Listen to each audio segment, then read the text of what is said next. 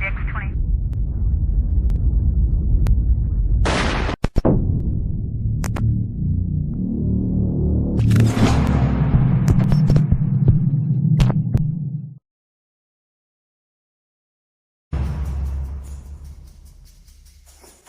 You know, because at that time, Ill was looked at amongst a lot of the peers as the coldest one in the Midwest. Had the most flair, one of the best writers, one of the most creative, and his humor and all that, even his performance is highly underrated, bro.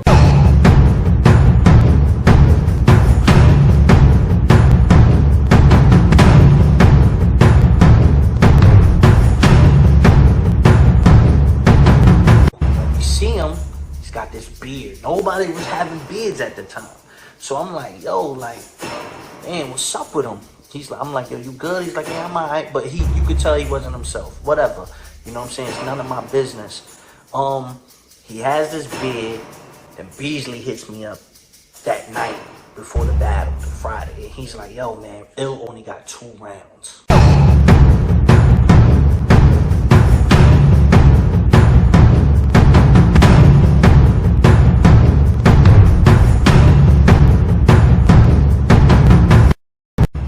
All right, when you were going through your issues or your troubles, or you know your issues, I ain't have no troubles, bro. Okay, when you were going through your controversy, let me rephrase that. Yeah. You were labeled a lot of stuff, called a lot of things. How did you, honest to God, feel from your battle rap peers, not fans, your battle rap peers who may have mocked you, made fun of you, or said things? Did that ever bother you?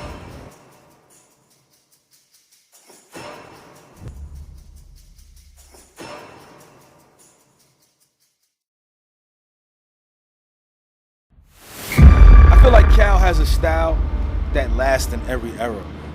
And I say that because when you look at how he first started, like, first time we ever heard Cal, for those who are real, like, historians, he was a kid in a Fight Club cypher. Give him a quick 16. My flow's hot like furnaces, you gotta earn to get. That's why my niggas still on the block working bricks. And while we working that, you can't even work a sack. I give you like 5 nicks, be grateful, work with that. You disrespect, you get hit with a concealed weapon. Quick reflex, I'm already shooting and you still clipping. You know it's the MVP. Don't play, dude. I got niggas that'll spray choppers where you stay, dude. The kid don't play, cause I like my money. I might kill you if you think the word psych is funny.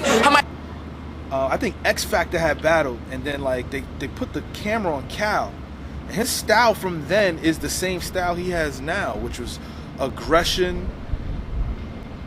He only talked about what he kind of experienced and knew and seen. You know, he wasn't trying to be whatever was popular at the time. When you look at every battler, they go through like phases, and they changed their style. Like, you know, B Magic, for example, right? B Magic started off very slow. Like, he rapped very slow. He still had punches, but he rapped very slow. And then he started to speed up. Then he started to incorporate name flips. And then he added a slogan, right? Same thing with Chilla. Chilla was just all schemes, all schemes. And he changed the game with the schemes, but he was very slow to a lot of people. Not a lot of aggression, very monotone. And then he started to elevate, more punchy, less schemy, more aggression, quicker to get to where he's trying to get to, and rebuttals. So Cal remained the same. He just got taller. His bravado got more in the spotlight, and he found a way to just kind of convey his point without the usage of punches. I'm spazzing without no limitation. I don't even know why the fuck you in my country. I don't believe in immigration. I see them niggas on them comments. I see all them niggas hating. But every time I accept the battle, I see all them niggas waiting. And I ain't saying this on no comment. I'm saying that to all you niggas' faces. Pat, why you ain't got disrespectful yet? You got all these people waiting. It feels like everybody has to punch in order to survive in this era.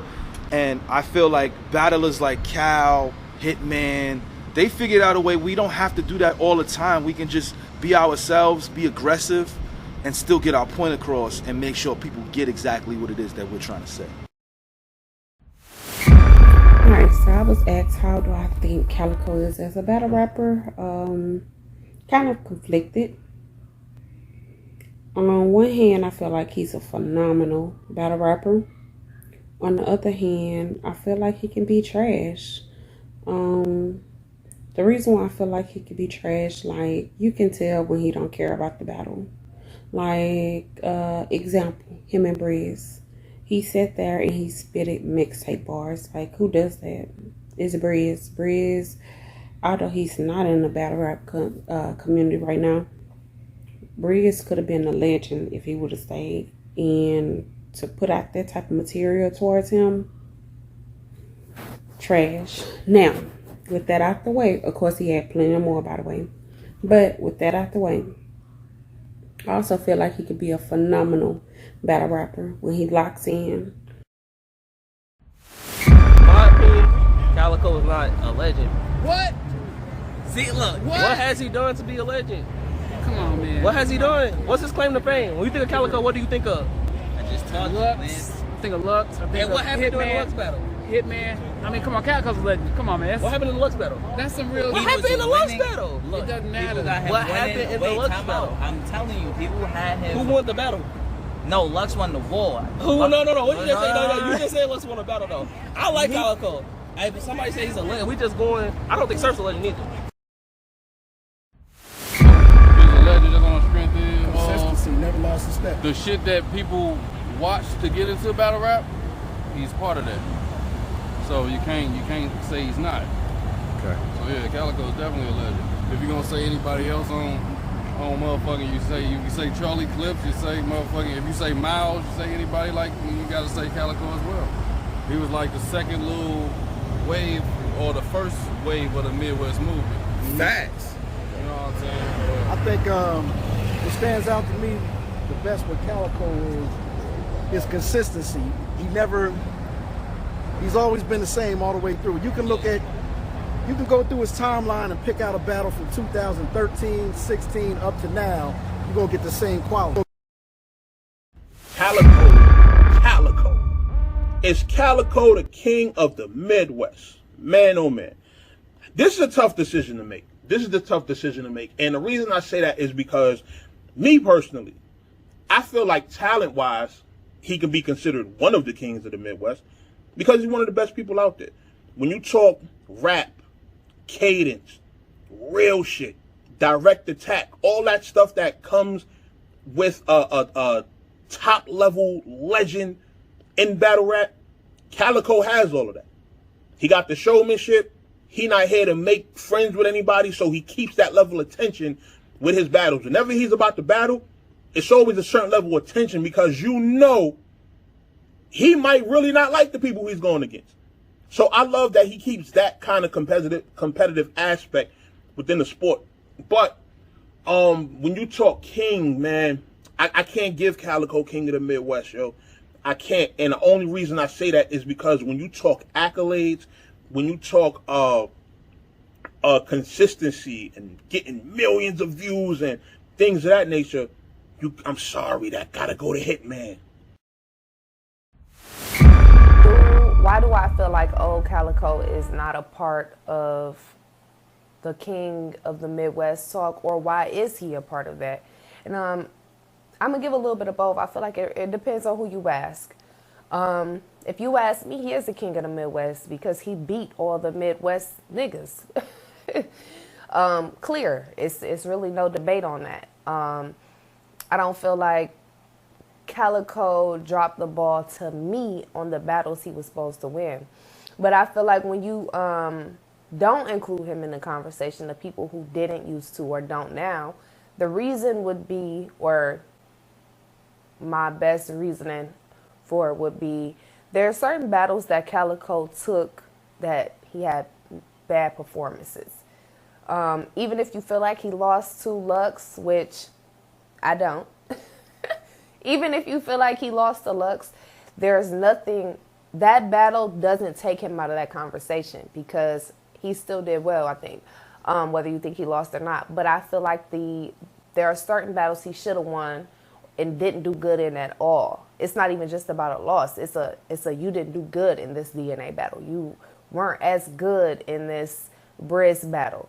And I think that when you look at people like Hitman, especially, his anticipation and him coming back is high every single time. And he's not really giving you a performance that's a drop off from his last performance. And that was Calicoe's issue. But I don't feel like if you want to talk about King of Midwest, it's really nothing to debate there. He beat all the Midwest niggas. Like, what else is it to really talk about? Calico. Not gonna hold y'all, man. Cal, in my opinion, is definitely the king of the Midwest, yo. Definitely for me, though. You know what I mean? It's definitely a personal thing. I think whenever it's time to show up against these big names, Surf, Hitman, Verb, niggas that the battles really, really matter, he show up. You know what I'm saying? Rock, like, that's when you get the best Cal. You know what I'm saying? But I understand why people don't got Cal as the king of the Midwest. You know what I'm saying? Like, you think of Hitman got the views, he got the moments, you know what I mean? Which plays a real big part in battle rap. That plays a huge part. And Verb, of course, that's probably people's number one pick as the king of the Midwest.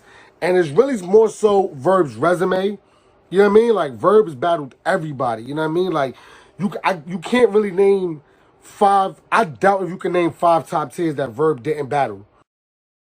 Is he king of the Midwest right now? Personally, Cal is in my top 5 all time, just as my personal favorite battle rappers. He in my top 5. King of the Midwest? No. In my opinion, no. Like I said before, I think defending the crown in the Midwest is just as important as defending it out of the Midwest. And I think nobody in the Midwest has done that better than Verb. You talking about Arsenal as a Mount Rushmore, got him out of here. Disaster, a Mount Rushmore candidate, got him out of here. Shit, he can say he beat Mook, he can say he beat Luxe. I mean, nobody can talk that shit the way that Verb can talk it when you start comparing resumes. Like, that nigga got the names. You know what I'm saying? Now, maybe you can say, well, Calico beat him. Yeah, but in comparison with the other names, they don't necessarily always look the same. Landslide. So when we talk king of the Midwest, it's a question in my mind is, why is Calico not really mentioned, right? Or put up there when it comes to who is the king of the Midwest? And I feel like I have an idea of why that is, bro. I've been watching Calico for a long time, and I'm not gonna front and keep it real. For me, Calico has never had a standout or a breakthrough battle or performance.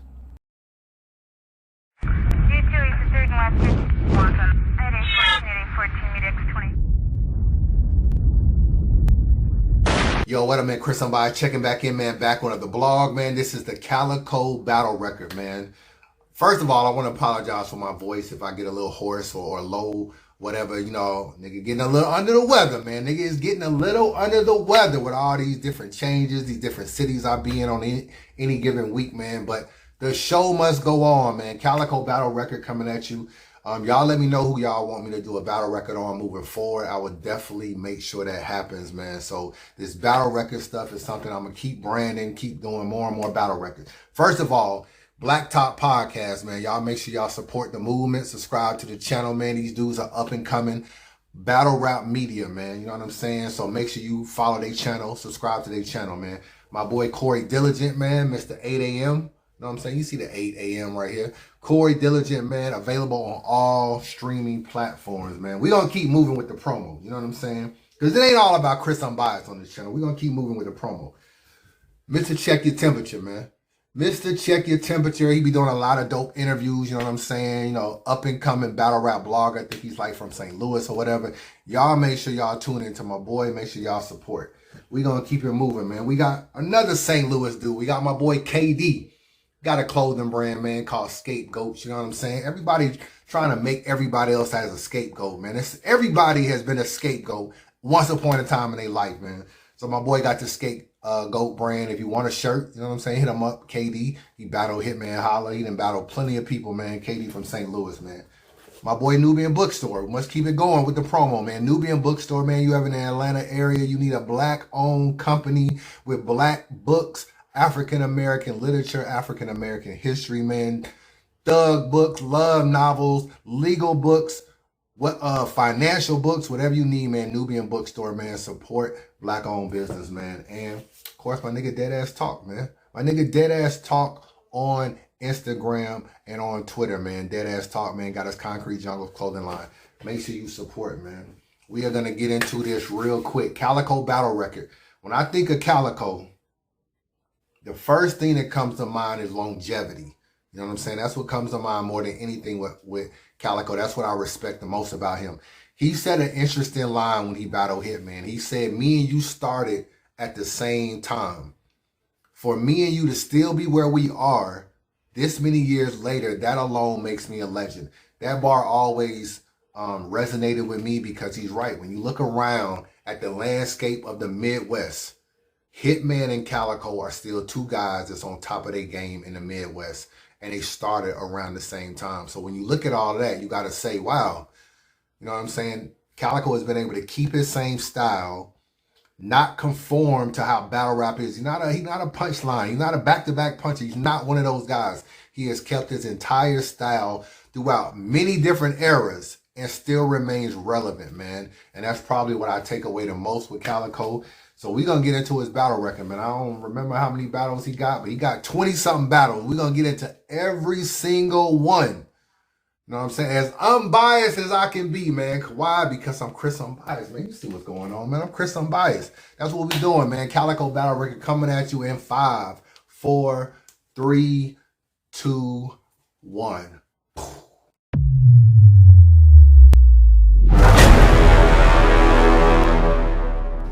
On the real smack, you finally had the battle in Detroit. Somebody about to get killed, smack.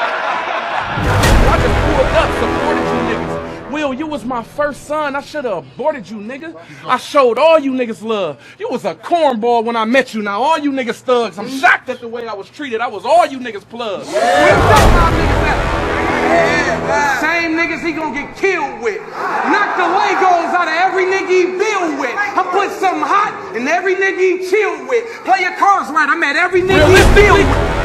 Give me 50.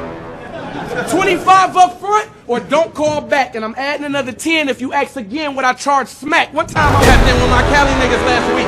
Say he was out there thinking shit sweet. They done took the presidential rollie from him. He done got it impeached.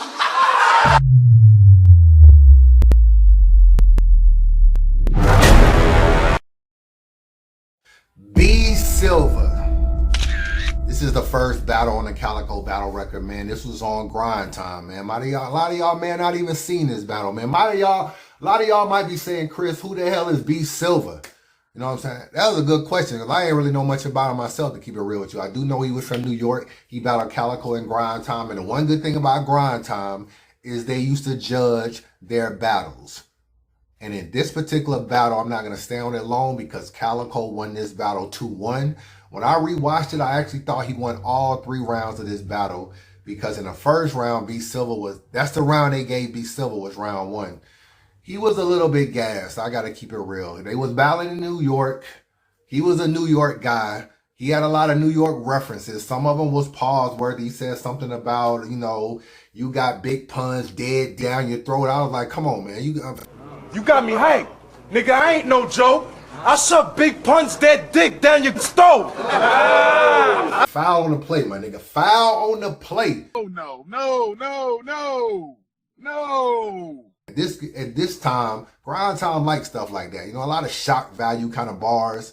You know what I'm saying? But this was 90-second rounds, and my man only spit for 75 seconds. I gotta keep it a buck with you. I mean, you can't be shorting 15 seconds, and it's only 90 seconds. You know what I'm saying? Let me tell you some of the bars Calico said, bro. Calico said, after you take this L, I'm going to teach your ass. Man, if I ever catch you battling again, I'm going to beat your ass. I like that bar he said. He said, I ought to kill you. If me and my niggas was all jewelry, we would be platinum. And B Silva would just be Silva. Kind of like that bar, nice little flip. You know what I'm saying? Fucking applause. This nigga need a round of advice. I like that. B Silver, you think you street this MAGA, put a pothole in your face. I got Calico winning all 3 rounds of this battle. Another problem B Silver had, as well as going short in round 1, was you didn't really have like your stage presence the way you had. Like you would spit a bar and then you would pause. And then you would spit a bar and then you would pause. You didn't have no fluidity. You know what I'm saying, with your material, man. So that alone kind of made it seem like you were just trying to remember your bar. You spit a bar, maybe think of the next bar, then spit another bar. You know what I'm saying? This grass, I think 90-second round, you can't be pausing and wasting time when it's only 90 seconds. I mean, I got B Silver losing this battle 3-0, but the judges made it 2-1. But either way, Calico won this battle. This is the first battle on the Calico battle record. What's next? Young Ill. Yes, man. That boy Ice Pack, man. This was Calico's second battle, if I'm not mistaken, man. This was part of the whole Midwest movement, man. When I spoke to Young Ill, he said he wasn't really sure why they gave him Calico. He didn't know much about him. So when he said that whole little line about, you know, I had to YouTube and Google this nigga to find one nigga that knew, some nigga that knew of this nigga, Smack, who is this nigga? He was like, yo, I really didn't know who Calico was. But I didn't know who he was, to be honest, so once that I googled this nigga, I'm dead serious. Like, XD like, I'm like, you really met a nigga with a shopping cart? Yeah, no, I'm saying, like, yeah. But this was a crazy battle, man. A lot of people go back and forth on this battle, but this is the Calico battle record, so I'm gonna tell you who I got winning this battle. First round, Ill goes first. One thing about Young Ill in this battle, you could definitely tell. Well, before I get to Ill, let me say one thing that early Calico was very much a freestyler. He had a lot of bars mixed with freestyles, and he could get away with it with most opponents. But someone like Ill, even at a young age, man, Ill was very, very seasoned in how he rapped. Very witty, very good wordplay with how he rapped, man. So in the first round, Ill comes out. Niggas play Pac until we should night they ass. I like that. I broad day street sweep snipe your ass from the same caprice that the DC snipers had. We know what happened with the DC snipers, man. Sniping niggas from the caprice. Come on, man. That bar was fight. Your girlfriend feeling me. Head of the household. She like that uncle feeling me. I snap my fingers and do the Carlton, and she come live with the Fresh Prince like Hillary. I like Young Ill's first round, man. Definitely setting the tone. Great lyrical wordplay on his behalf. I'm on my shit again. No diaper rash. Just pipes and mags for niggas that like to flash. They ice and cash or play pop till we shook night they ass. Your worst nightmare, think about it. I'm twice as bad. I broad day street sweep snipe your ass from that same caprice that the DC snipers had. I hate them down. Calico comes back in the first round. He has a pretty good first round. Where your boss A Verb at? I don't want to talk to you. So a lot of people used to try to play Hitman and them like, yo, you under Verb. Another thing, bitch nigga call himself ill because he caught the flu. Okay. I got niggas on every corner like a stop sign. And I'm not lying. I dare a nigga try to stop mine. It's gonna be shots flying. Cause I got niggas posted on every corner like stop signs. And I'm not lying. Nigga, you remember that was like a thing Calico started saying, you know, that whole I'm not lying type stuff. He stumbled in this round on an X-ray bar. It wasn't nothing crazy, but you know how it was. The crowd just, oh. I gotta shine. Try taking it. So many niggas on you with shots. Your X-ray look like a big ass dotted line. Nigga the bottom. But it wasn't a choke, man. It was just a stumble. It was just a stumble. Chill out. Y'all chilling. Y'all be doing my nigga Calico like that, man. If it when it's real, it don't gotta rhyme. You remember he was like, yo, I beat niggas up. I shoot niggas. I fight niggas. I slap niggas. None of that shit was rhyming, but that was his whole thing. When it's real, it don't gotta rhyme. I got Ill winning the first round, even though I like this line. Young Miles, that's my ace. Young Miles, that's my motherfucking ace. We all thought A-Bird was a real nigga until we found out his hair come from another fucking race. Listen. I like that, man. A lot of A-Verb jabs in this battle, man. A lot of A-Verb back. But Young Ill won his first round. Second round was the who is this nigga round. Are we really gonna judge this round? We were just gonna skip past this round. The who is this nigga round was one of the best rounds in the history of Young Ill, man. You know what I'm saying? And I don't really feel like people go to this second round strictly for Young Ill. So that was the humor coming out of it. And then see, Smack didn't know my personality. You could watch it. that he didn't really know my personality of humor in battle rap because it wasn't there. So everybody so rough. As you hear that, you like, man, what the fuck dude just say? No hot water. I'm a pan fried noodle this nigga. Scrape the pot when I'm through with this nigga. Smack. Who is this nigga? I'm Wikipedia, ask Jeeves, Googled this nigga. Media takeout, world star hip hop, trying to find somebody that knew this nigga. I found a man pushing a shopping cart full of crushed cans, selling the ironing board and the fan, gave me the scoop on this nigga. He said, Calico. Oh, Calico. Since that Detroit versus Chi-Town, the D been through with this nigga. I got frustrated YouTubing this nigga. Cause every time I typed his name down, I kept getting the same search results. No matches found. So we gonna bypass the second round. Ill won round 2 as well. Round 3, I felt like Ill started to not fall off, but drop down a little bit in the third round. Hate losing. His attitude is, oh well, nigga, that's cause you used to defeat. You a toenail clipper. You know what I'm saying? It was hard to match that who is this nigga round. So I feel like in the third round, he lost a little bit of momentum, man. Calico started to get a little bit more in his bag in his third round. His best line was me. Add me to the equation, divide your set. Add me to the equation, divide your set. Multiply all of these goons that I have with text. My exponent to the second power when I'm clapping a snitch. So when I carry that foe, you should know that I'm subtracting some shit. They say Crazy from Calico. I got him winning the third round, losing the first 2 rounds. I got him losing this battle 2-1 to Young Ill in what was a very, very close battle. But I still got Young Ill winning this battle. And right now, Calico is 1-1. What's next? Newborn. Shout out to my nigga Newborn, man. You know what I'm saying? He used to get clowned for this battle right here a lot in my Facebook group, man. You know what I'm saying? Nigga got clowned so much, nigga dropped the whole new off his name. Nigga just born now. I don't even know what's going on with that.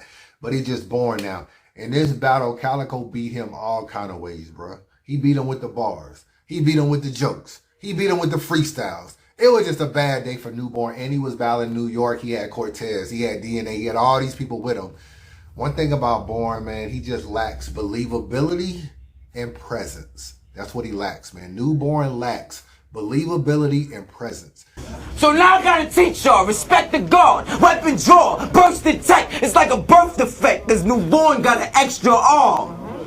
That's one of the things they say about Ryder, too. You know what I'm saying? All these gun bars, Ryder spit, they say, oh, he's not believable. He don't have any presence.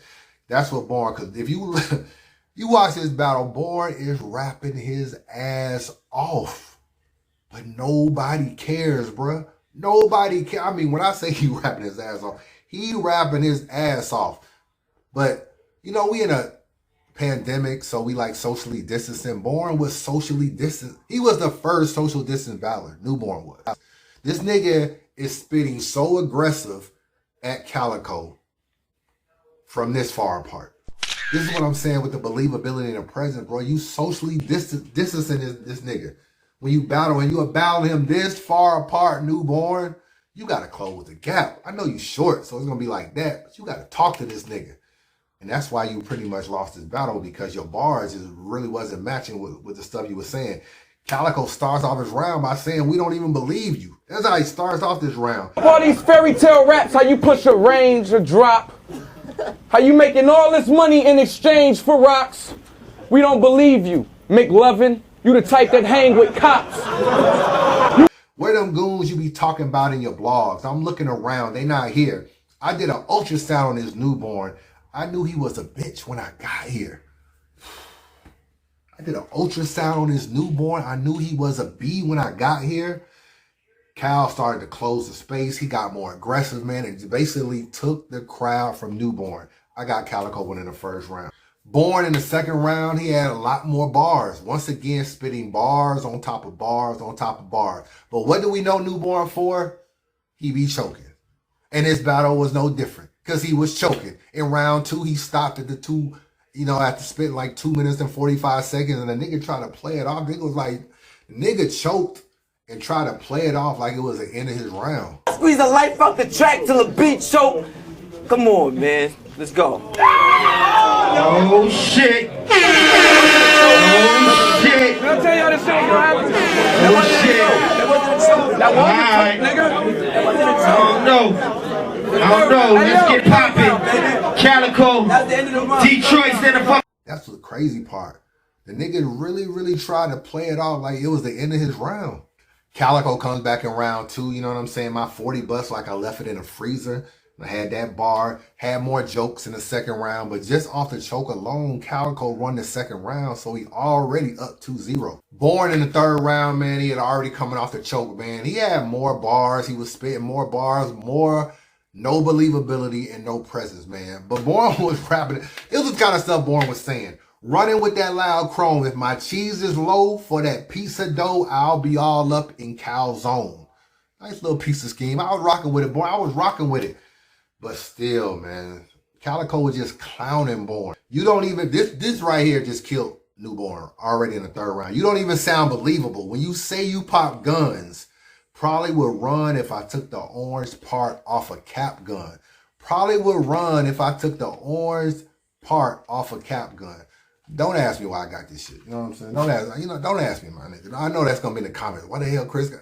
Don't ask me, my nigga. But anyway, man, that right there already won the round, man. You know what I'm saying? He thought his bitch wasn't a whore? You must have doubt her. I fuck her and send her on her way. He bring her tulips and flowers. She give me her whole paycheck. He can't get $2 about her. I hit her twice. I can give 2 fucks about it. Calico basically was freestyling almost the entire third round. It was better than Born's writtens, bro. That is a fact. It was better than Born's writtens. I got Calico winning this battle 3-0. We are 3 battles in, and Calico is 2-1. Make sure you taking notes, man. Make sure you taking notes. Calico is 2-1, my nigga. What's next? Rich Dollars, man. Shout out to Rich Dollars, man. You know what I'm saying? I'm one of the last people that saw Rich really battle. I mean, well, he's battled since then. I don't want to say that. But I was in a building for Rich Dollars versus JC that went down in Atlanta, where a lot of people say JC retired him, which he pretty much did, man. And I saw something I never seen before. I saw a nigga quit. A nigga literally talking to Smack like he was talking to his teacher, like, yo, I don't really know what's happening, man. You know, I just practiced my material in the room. I don't really know what's happening. And after that, the nigga just said he just gets so nervous on stage, he don't even want to battle no more. But shout out to Rich Dollars, man. You know what I'm saying? Versus Calico. Rich kind of got smoked in the first round. I gotta keep it real with you, bro. He really didn't have much in the first round. Against Ill, he said, I let this eagle fly over your waves so you can see shells.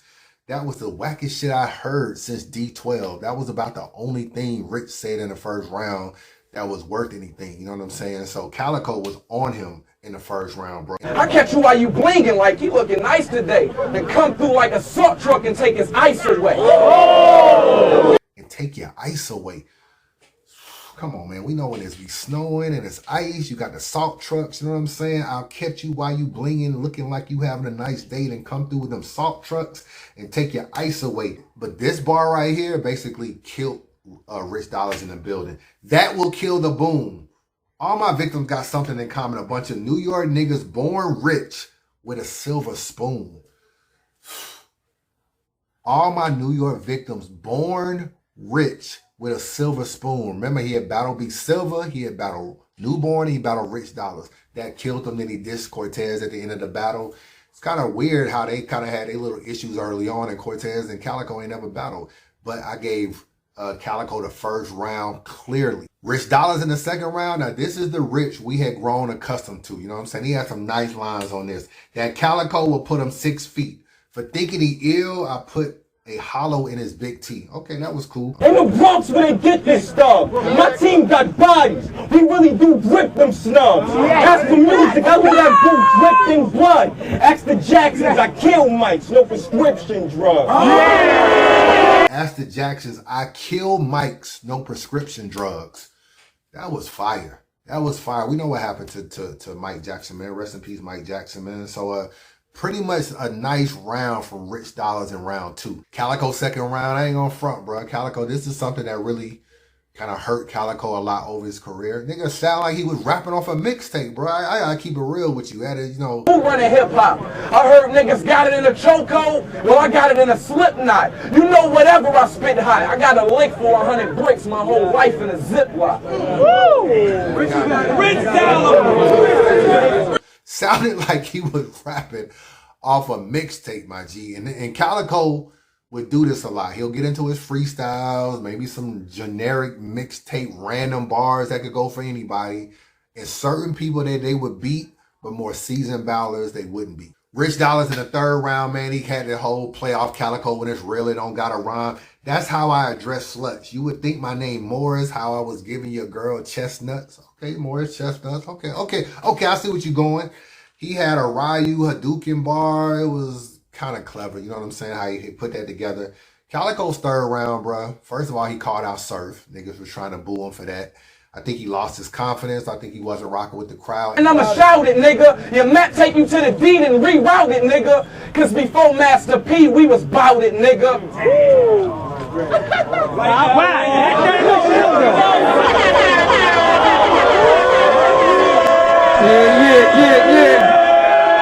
And for that, Rich Dollars won the second and the third round of this battle after Calico started so strong in round one. So we are 4 battles in and Calico is 2-2. Make sure you taking your notes, man. Make sure you taking your notes. 2-2. What's next? Heartless, man. Shout out to Heartless and the SONS crew, man. You know what I'm saying? Calico battling out in LA on grind time, man. And we're gonna get into this grind time stuff a little bit later. But shout out to Calico for this. Calico and Heartless. Heartless has always been one of my favorite battlers, man. You know, definitely I grew up loving the SONS crew and especially Conceited and Heartless and them, like loving their style, man. I think they birthed a lot of what we see in battle rap now and what we used to see, you know what I'm saying? So definitely want to give a big salute to them. Calico in round one. Why you robbing niggas and your pops is a millionaire? I rob niggas to eat, so my gun is my silverware. Okay, and he had a Kardashian bar. Well, I catch you at a red light, jump in your back seat, blast a 10. First 48 will be like Ray J on camera getting brains off that Kardashian. Heartless was disrespectful in this battle, man. He talked a lot about Calico dad being locked up and being in jail and serving life in prison, or not life, but serving a bunch of years in prison. I thought Calico was gonna sock this nigga, bro. I ain't gonna even front. I thought he was gonna sock. Nigga said he told everybody my dad got life in prison, so don't start with the jokes. Don't take this overboard. My dad was in a movie called Let's Go to Prison, but it's funny in a sense. So is yours. Okay. Keep claiming your click hot. How the fuck is your hot dog when y'all niggas don't know Nathan? I bring goons to your crib. And them niggas have no patience. They aiming only for your head. You know how they say it's all about location? You think it's breakfast in bed, because you'll scramble when I send them in with the toast bacon. Around this time, breakfast schemes was still popular in battle rap. You know what I'm saying? This was one of the first breakfast schemes. Send them in with the toast bacon. Obviously, it's been said a lot in battle rap, but it wasn't said a lot in battle rap when this battle happened. So that battle got some reaction. But the arm bar, the way you use an arm, that killed Calico in that first round, bro. The way you use an arm, killed. Terranio, even your rap name is a stupid one. A Calico's a firearm, and you don't even know how to use a gun. Well, how about I show him? Does he want to see me from the shoulders? Hell no, this faggot vibe, but if he try, you'll be taking this elbow. You at risk. My hand shake when I shoot a palm. No prints, just tips. Now that's how you use an arm. Calico comes back in the second round, man. I hold the foe and I'm letting off 8. Now at the grocery store, you get to park in that blue space. Okay, you telling a nigga he gonna be handicapped after you let it go. Okay. Now he running fast till his thighs smoking, throw a bullet at him since he wide open. But Calico choked in his second round, bro. In his second round, Cal choked. He wasn't a homo, they lied to you. Can't y'all see out the blue, him and Fox got mighty cool. Oh, shit. He stopped short, he choked, he tried to freestyle, he tried to act like he really wasn't done with his round, but he paused awkwardly or whatever. That was Calico's second round. Heartless comes back, more disrespect about Calico's dad. Your dad's favorite subject is English, that's why he's doing a life sentence. His favorite movie is Life. His favorite singer is Life Jennings. Okay, playing off that whole life in prison thing. Your girl coochie like a mixtape. Everybody beat on it. When I'm squeezing, it's like the seasons. I'm a winner when I get that gun involved. So when them bullets spring, I may not hit autumn, but at least summer fall. Just off the whole awkwardness of Calico choking in the second round, I got Heartless winning the second round. So now I got to win in the first and the second on the round 3. Calico in the third round, man. A lot of freestyle in this round, man. He was at the basketball court, tall and fat, talking about if I can't play, nigga, I'm taking my ball back. You know how y'all niggas be at the court. Y'all niggas don't get picked up. Y'all be trying to run with y'all ball. It is what it is, man. Y'all be trying to run with y'all ball. He had a lot of distance for Conceited in his battle, man. Kind of crazy that they never battled either. I ain't chilling with you, Fruits. The smallest nigga in the world is the biggest nigga in your crew. I like that. I like that. I like that. Heartless in the third round, he was just spitting, getting very little reaction. You know what I'm saying? And then he just stopped. So I don't know if he choked because it kind of seemed like he had spit a decent amount of time, but they just wasn't rocking with him. And I got Calico winning the third round, Heartless winning the first 2, and Heartless winning this battle 2-1. So we are 5 battles in, and Calico is 2 and 3. 5 battles in. Make sure y'all taking notes, man. Make sure y'all taking notes. 5 battles in, Calico is 2 and 3. Shotgun Suge. You already know what happened with this battle, man. This was pretty much one of them battles that is very monumental in battle rap, man. You know what I'm saying? It's kind of set the precedence for a lot, man.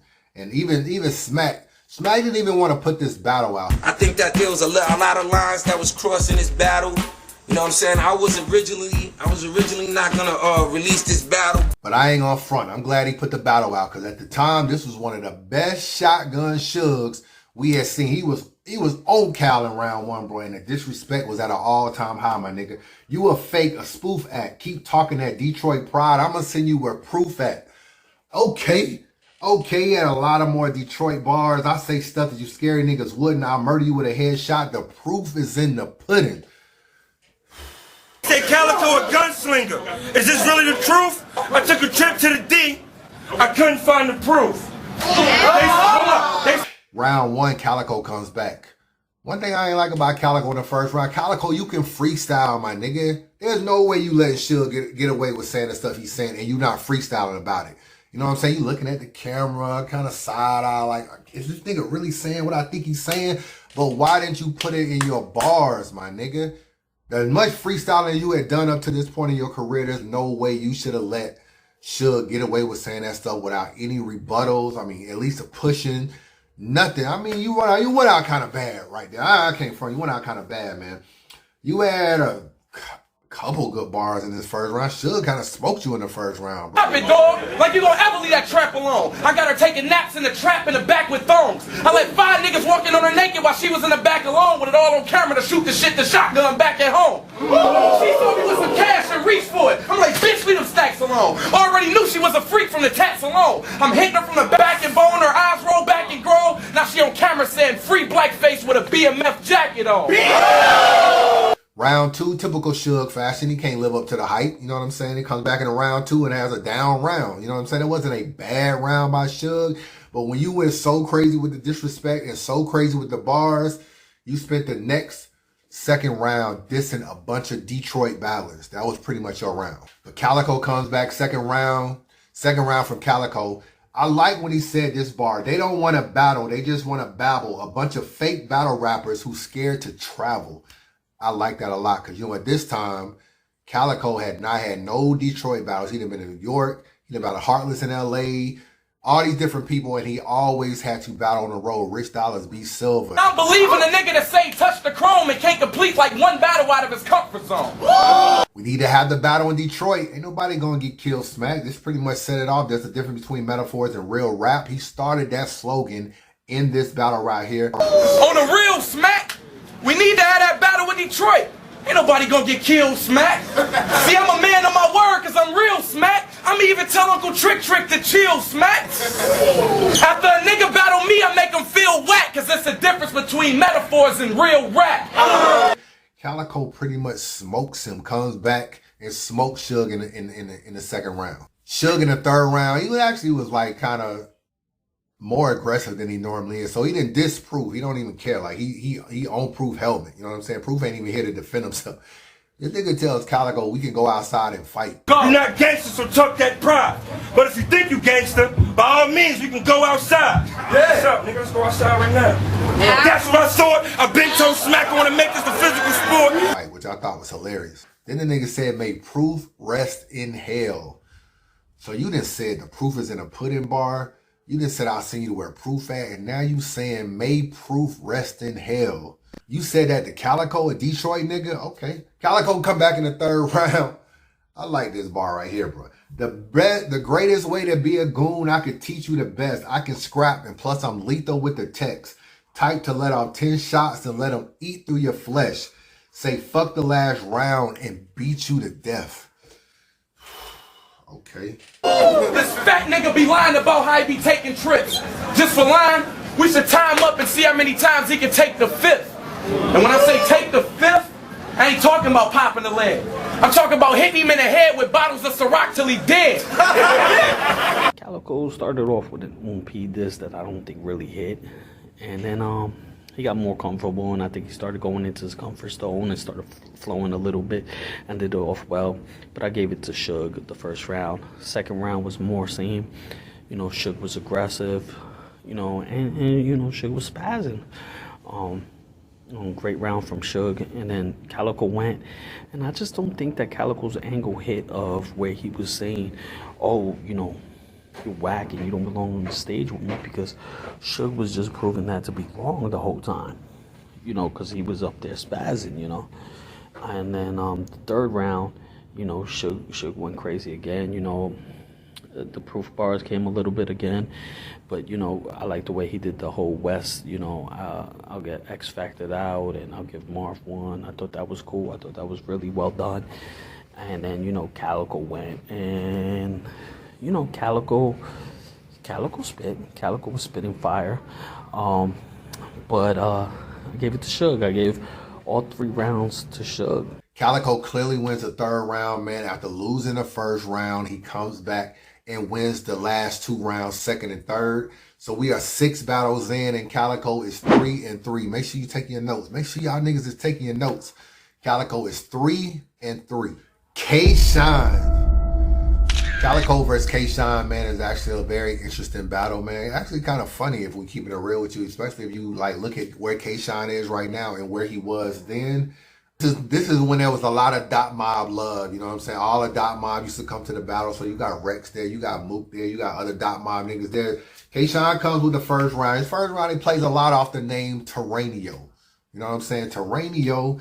Nigga, we don't believe you shoot this chrome. Nigga, your name is Terranio. Supposed to believe you let that alien go and land, folks? Nigga, your name is Terranio! He did that a lot in the first round, man. It wasn't nothing super crazy, but it was funny because we didn't really know his name was Terranio like that. Well, we knew his name was Terranio, but because Heartless said Terranio Hightower, but still, it really got amplified in this battle. Another 6-foot nigga with a death wish. K-Shine first round is Calico first round. He was on K-Shine helmet in the first round. Every nigga on wit strapped like they trying to rock climb.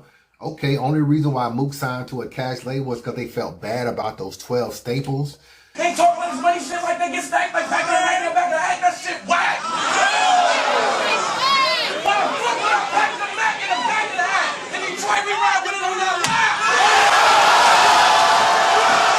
But you about 5'3", it don't matter. You still looking like newborn beside me. Yo, it'd be funny how niggas be like answering questions, not knowing that they really being set up. You about 5'3", 5'7". Looking worse than newborn standing beside me. But you like 5'3"? Nah, 5'7". It don't matter. You still looking like newborn beside me. Calico clearly wins the first round, bro. He clearly wins the first round. K-Shine comes back in the second round. He's still on his Terranio stuff, bro. He's still doing that. And Mook and them, Mook is giving it. Mook and Rex, man, bro. If you ain't got friends like Mook and Rex in this battle right here, if you ain't got friends that's treating you like Mook and Rex is in this battle, you ain't got real friends. You ain't got real friends, man. Your name is Terranio!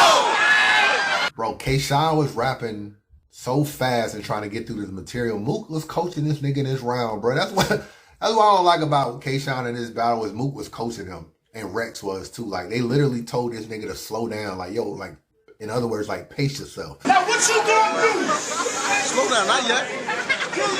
Not yet. Because he was rapping fast, not really quite setting up his punches. I'm not saying he didn't have bars, but sometimes you gotta let your bars breathe. You gotta set them up right. You gotta know when to speed up, when to slow down, when to let a nigga catch a bar, when to like, he was just trying to like get through his stuff.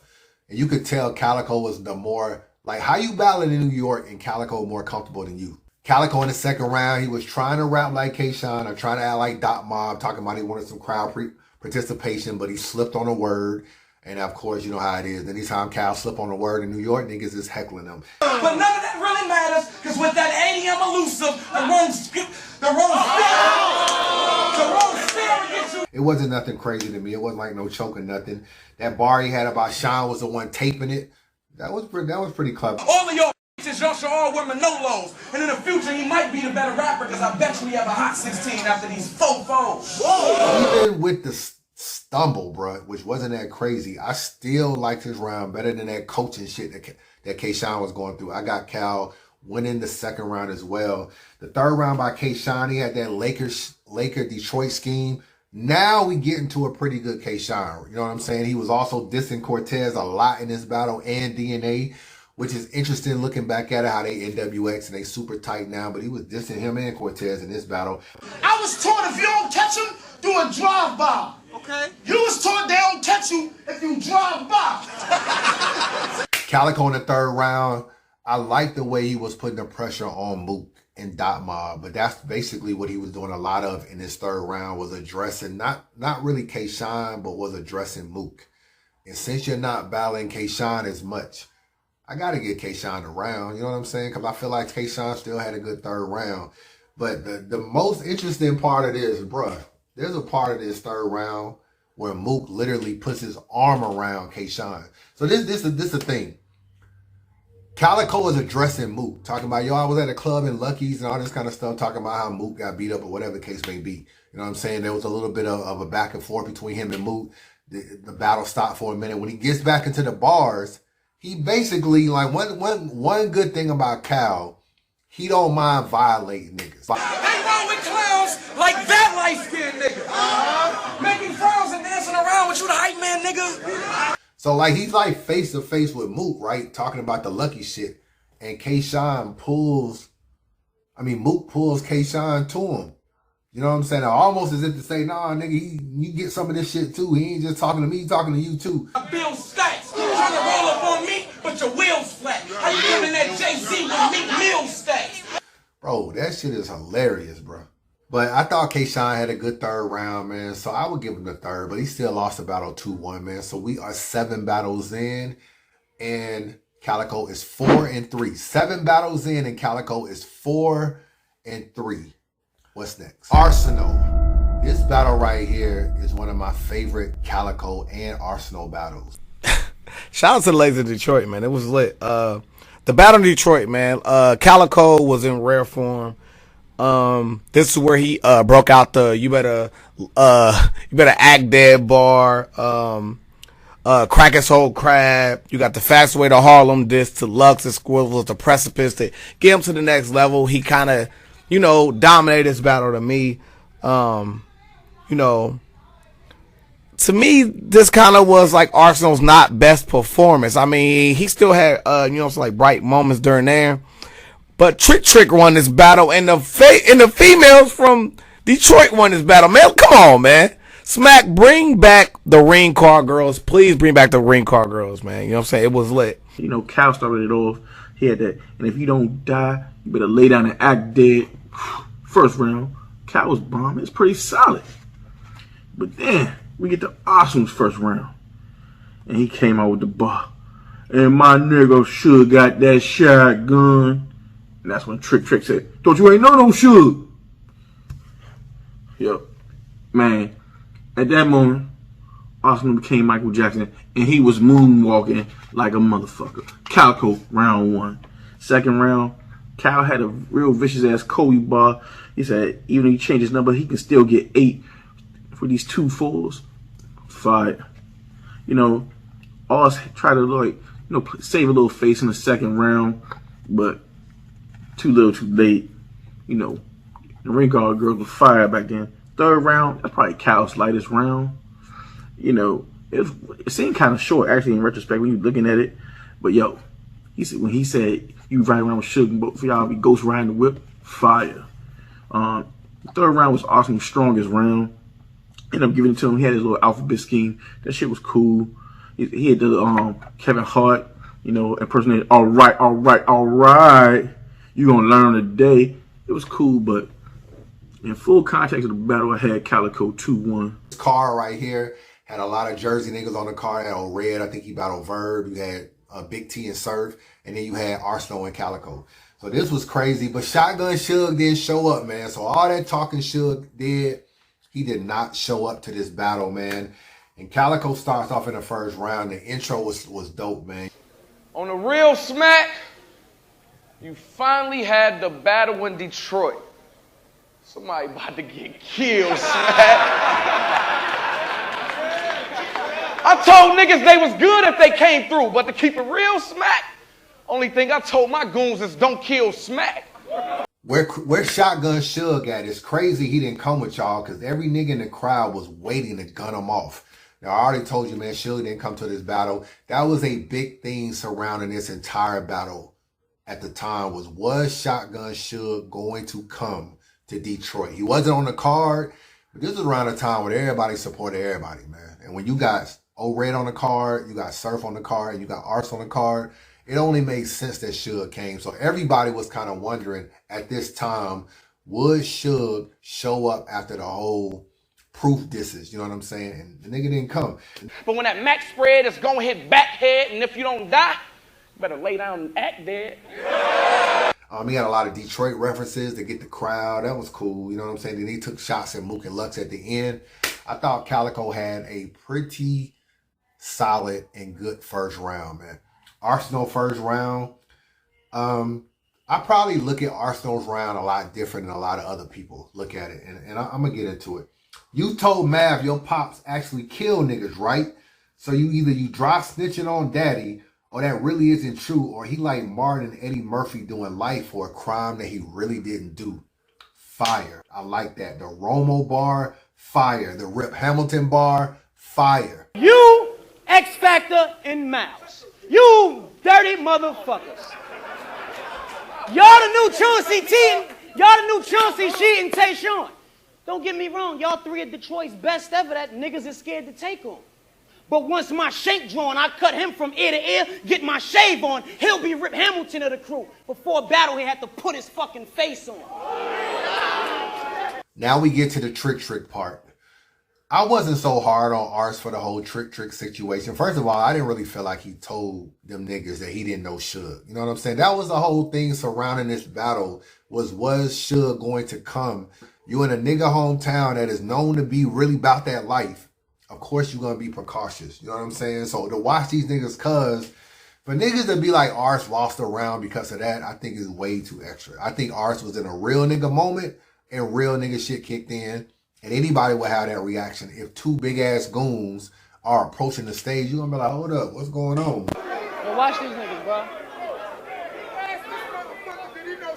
Nah, ain't nobody say that. He said he ain't know who that calling you was.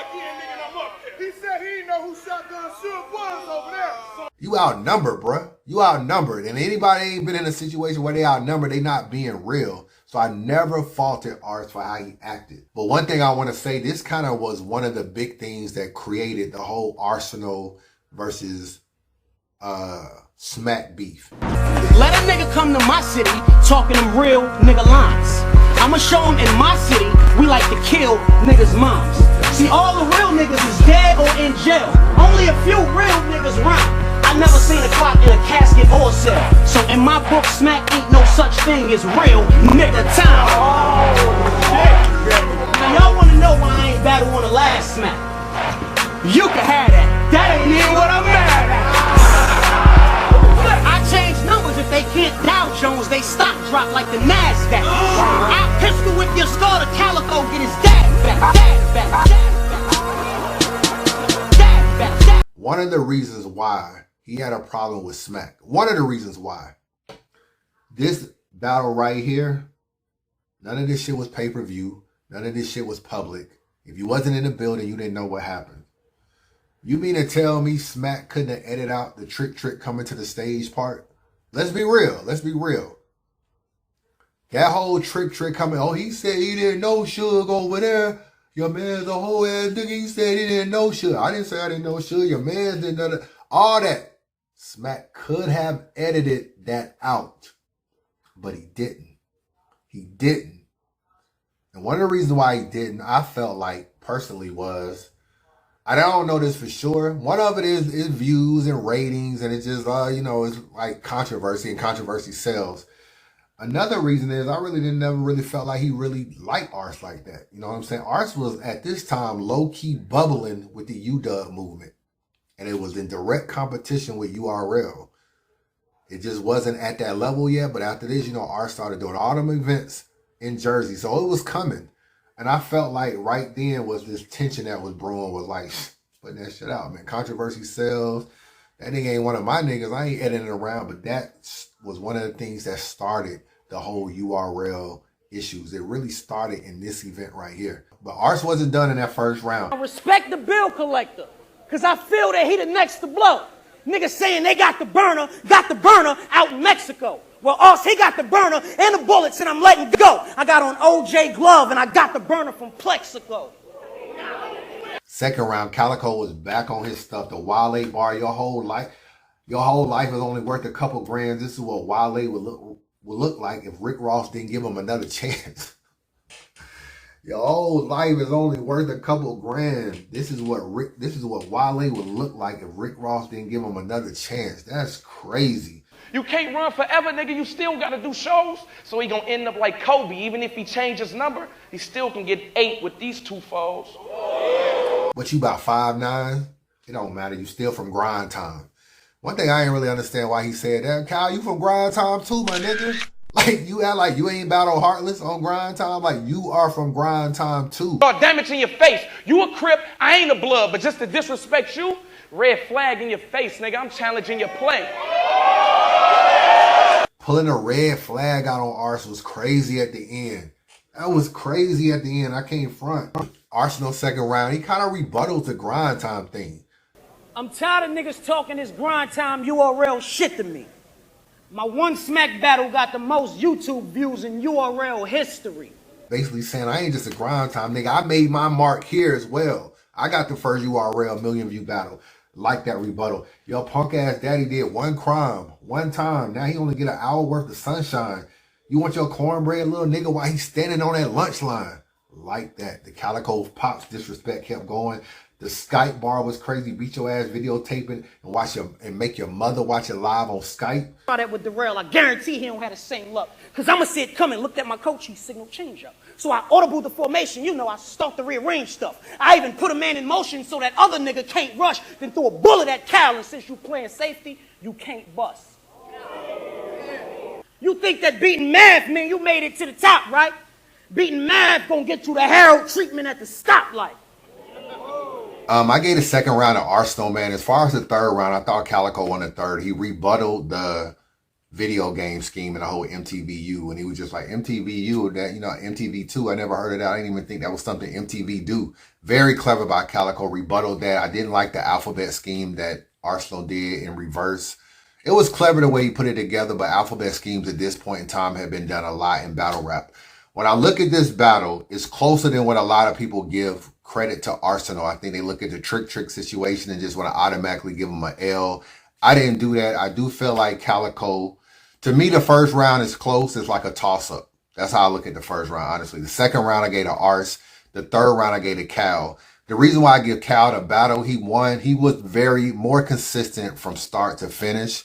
I thought the trick stuff, even though I don't fault Ars for it, it did kind of hinder his round a little bit. It was a hiccup that he had to overcome. And I felt like Calico gave you a good first, good second, good third, whereas I didn't like Arsenal's third that much.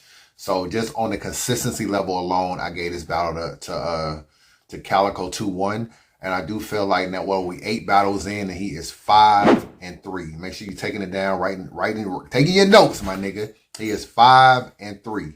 What's Old Red Shout out to Old Red, man. This battle was on UW, you know what I'm saying? Shout out to Calico for basically returning Ars the favor and coming to New Jersey and actually battling in New Jersey on Ars home league, you know what I'm saying? Old Red went first. He had a Megatron bar, you know what I'm saying? A Matt Stafford is the only one with a 9 that'll throw a bullet at Megatron. That shotgun knocked the vest off that frame. Then Arsenal let an Arsenal and text off that lane. Surf won't get a chance to X off that name. This is final destination. You was dead when you stepped off that plane. He threw some more shots at Calico dad. O'Reilly had a solid first round. Calico first round, man, he was setting the tone from the beginning. Shit, they say Calico about to dumb out. Only reason I did this battle because it was in Jersey and Suge thought I wouldn't come out. He also threw some shots at Surf. You know what I mean? You in Jersey, you might as well take shots at everybody you can. He definitely threw some shots at Surf. And then he called Old Red, you look like Whoopi Goldberg from Sister Act. Not looking like Whoopi Goldberg from Sister Act. If y'all never seen Whoopi Goldberg from Sister Act. You know what I'm saying? Held up the little phone or whatever. I still gave Old Red the first round, man. I like Old Red first round. Old Red comes back in the second round. This is what I was talking about with the Arsenal stuff. He started talking about all these bars that Calico has stole from other people. You know what I'm saying? He going over it. And I don't really like when people be like, yo, in your last battle, you said this, and so-and-so said this. I really don't like that style. You know what I'm saying? So I really wasn't feeling Old Red's second round at all. Calico comes back second round. He rebuttals the stealing shit, which I thought was cool. You said I stole from myself, nigga, but QP told you when it's hot, you supposed to say it again, nigga. I like that. I like that. He was dissing UW, saying he from URL. I don't know how Ars felt about that. The Rajon Rondo Cox Sue Surf bar was crazy. Come on, sir. Let's talk about Tsunami Surf. I mean Rajon Cox. I mean all that tough talk to fuck around and get Rajon shot. I show up to Rajon with a blindfold, get Rajon John Doe, put a 9 in Rajon back and leave Rajon Rondo. But the highlight of this battle was him rapping like Bill Collector. I'm gonna rap like Bill Collector because I know that they don't like me. I know a lot of Jersey niggas want to fight me. I'm gonna rap like Bill Collector because I know that they don't like him. And, you know, you look like Haitian from Bad Boys 2. I got Calico winning the second round. I liked it a lot more than I like Old Red second round. We all know what happened in the third round. That's when he told the conceited story. Hitman told that same story. Not Bill Collector, but Big T told that same story. On that other stuff, I said, fuck it, I'm gonna go talk to the bitch, she crying. He stopped me and said, Cal, you've done enough. So we already know who won the third round, man. There's no debating on that, man. So I got Calico winning rounds 2 and round 3 of this battle. And we are 9 battles in, and Calico is 6-3, man. 6-3. Make sure you take your notes and all that kind of stuff. Calico is 6-3. What's Meta? Shout out to Meta, man, from St. Louis, man. Calico went down there and battled Meta, man. This is the 10th battle that I'm going to talk about. Meta was really outmatched in this battle. And before I get into this, I don't know why this is a 2-round battle, man. I don't know why leagues even book 2-round battles. It doesn't really make sense to me at all. I don't know if it's financial. I don't know what. But what the hell is a 2-round battle, bro? Let's just keep it real. This battle is 2 3-minute rounds, man. Another thing I don't like about this battle is the camera angles is off. And that's one thing about Street Status that has haunted them throughout their whole lifespan in battle rap. Like, I don't know if O needs 2 camera angles, which means that when you're filming Meta, you need to see how Cal's reaction is. And when you're filming Cal, you need to see how Meta's reaction is. The first round, Meta had a couple decent bars. He had a soccer bar mom bar, which was pretty cool. He had the D is 8 Mile behind us, kind of playing off the whole 8 Mile road. Respond to this. I'm 10 times beyond your shit. When you compare St. Louis and Detroit on that rhyming shit, it's obvious that the D is 8 miles behind that shit. That was pretty much it, man. One of the things Meta lacks is believability. You know what I'm saying? He just comes off with a lot of like street talk, but he comes off as kind of like, he has a very calm demeanor if you ever meet him. Like, I met Meta before. Like, he doesn't come off like a street dude to me. So I think the believability just wasn't there. Cal jumped on him from the start. This shit that got me mad, dude. You lucky you ain't gripped the tech, cause flying me all the way out here for this nigga was disrespect. He been battling little rookie niggas, this a vet. I should grab the barrel and pistol pack until your shit disconnect. Fuck a bullet, you the type of nigga I send a missile at. And you be getting dogged. The type of nigga I whistle at. Don't get it misconstrued. I deal with facts in life. You a fiction dude. I'm fixed with tools that'll have him in a spittle eating liquid food. And I got Cal taking the first. The second round, Meta wasn't really much better. He actually had some pause-worthy bars. I mean, you about as real as a mermaid. You got a penis without balls. I don't really understand why he would say something like that. But, and I get it, you know, as you trying to say, like, oh, you don't really have balls, like, you don't really stand up for yourself and do this. But like I said, once again, it just fell on deaf ears to the stuff Calico was spitting at him. That's the dead truth. If I add bullets to his dreads and multiply, I can probably hit this square roots. You do the math in that. You do the math in that. After I chop his dreads, y'all can have it back. Donation to the next Cabbage Patch. You known as a savage cat that battle raps. See, you battle the battle. In my hood battles, you don't even have to rap. Soft ass nigga, the type that I pass and smack, give grind time a call. His ass wouldn't even last in smack. The type that's getting robbed, turn around, flash his gat. And they still rob his ass. They seeing through him. Plastic rap. And you know it's bad when you are battling a nigga and a nigga has gum in his mouth, bro. I can't recall any battles where I saw a nigga chewing bubble gum, bro.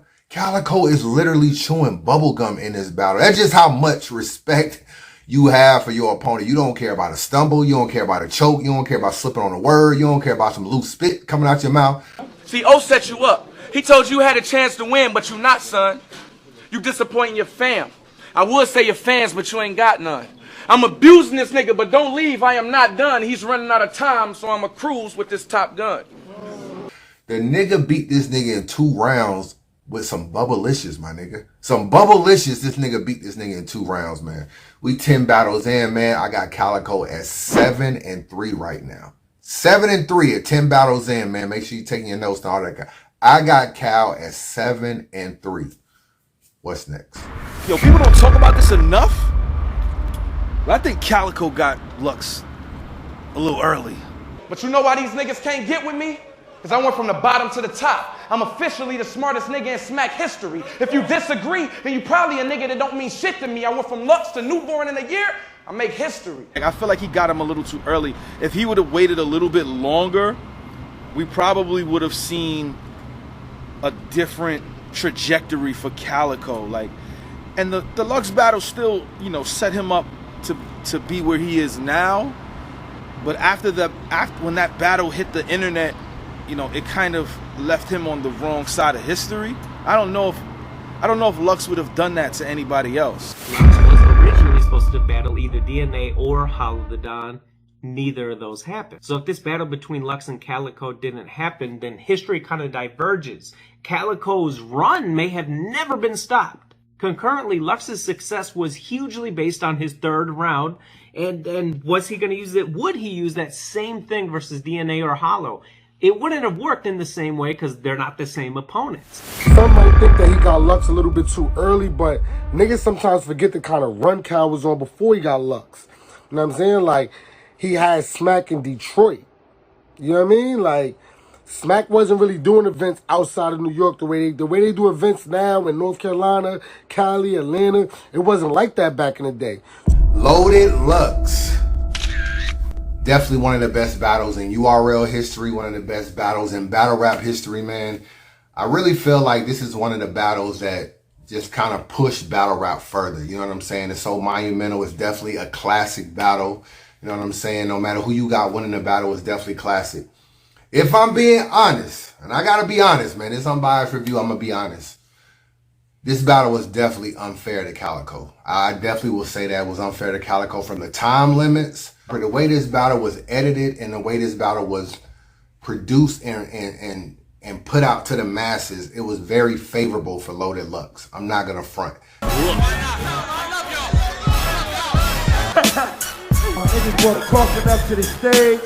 Now I realize he's, you know, one of the GOATs, one of the pioneers of battle rap.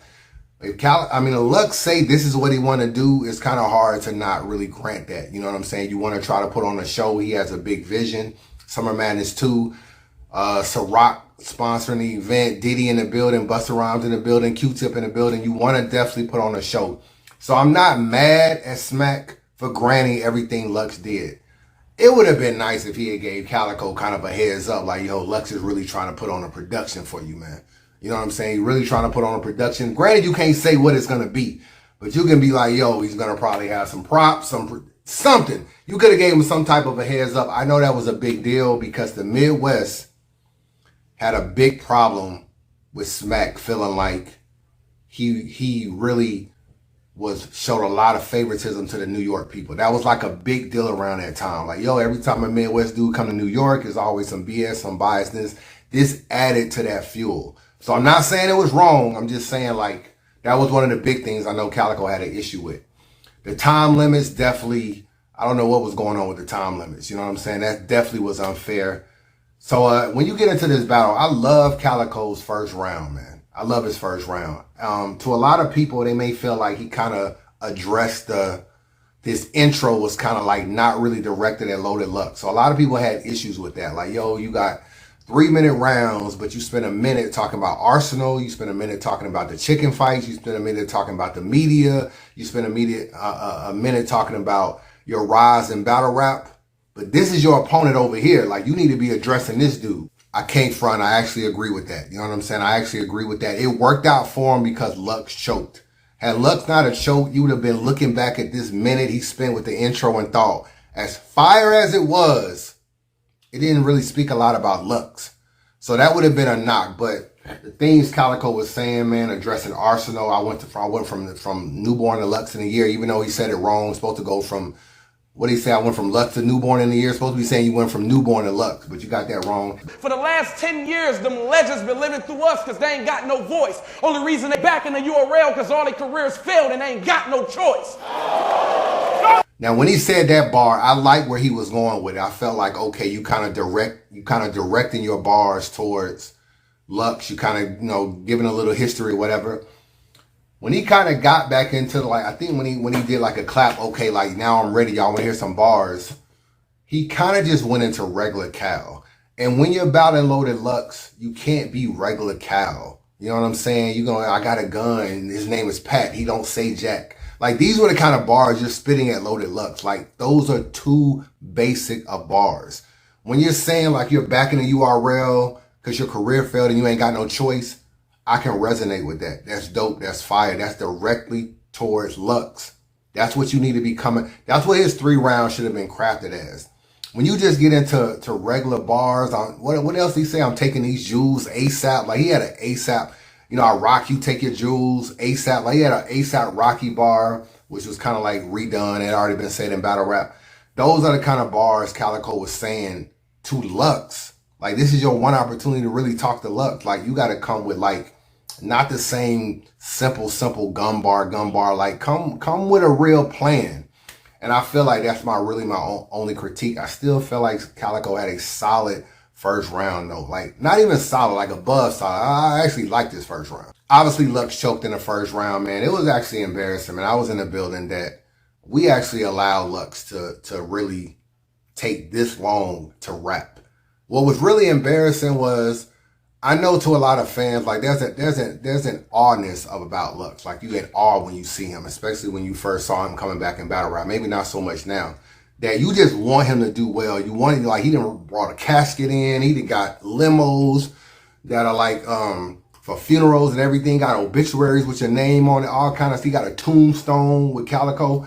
It's like you want to see, like, yo, where are you going with this? What do you have for Luxe? When he choked in the first round, for niggas to actually tell him where he was at in the bar. I mean, I'm talking about niggas like Poison Pen. I'm talking about like Smack, like really giving this nigga ample amount of time. Hold on. Where was that? Rather than Harlem Hospital giving beds out. Hold on. Let me get it together. It was embarrassing, bro. It is what it is. It was embarrassing for the culture. It was embarrassing for a lot of things that it went that way. I know Smack just like, yo, I just want a good battle. Like, if you can get your shit out, I really want you to. But for no booze, no nothing, like literally letting this nigga like, yo, just think about the bar. Considering how y'all was treating Midwest niggas, embarrassing, bro. Strictly embarrassing. Calico in the second round. I thought Calico actually had a good second round too. He had the personal space reversible hip bar. That was dope. If a nigga wouldn't have got locked up, he would have killed you. They acting like Hollow dead. Fuck loaded Luxe. I'll get Luxe loaded with all hollow heads. Fucking with that bar. I'm about to flip on some math shit, mainly because I hate niggas. It's amazing how I draw shit just to erase niggas. Another dope bar. Then he gets to the Proctor bar. And this is what I'm talking about with the biasness. He stumbles, not chokes, my nigga. Stumbles on the Proctor bar. And the crowd goes crazy. To make you the professor? No, let me teach you a lesson. The proctor, a nigga that monitors a student and makes sure he or she doesn't... This is what I'm talking about. And, bro, consider what Loaded Luxe just did. I mean, Loaded Luxe literally, bro, if you was to count the seconds of Luxe's choke, man, it might have been a minute and a half, bro. It might have been a legit 90 seconds, bro. And I'm not front. I think somebody timed it in one of their videos. I don't know. It might have been a legit 90 seconds. For y'all niggas to act like that on that Proctor bar just shows you what Calico had to deal with in this battle and had to fight through in this battle. And I felt like from the Proctor bar to the end, it really hurt Calico's round. Because see, when the crowd comes at you when you stumble prematurely or not fairly, it kind of breaks your confidence in a way. Like, I felt like after that, he was on something. Like, he's saying get the hollow heads bar. I draw something to erase niggas. He's confident. Get to the Proctor bar, they boo. Now it's like, oh, okay, let me hold back for a minute. And I felt like the rest of his round was good, but it wasn't great. And that's how I looked at his round.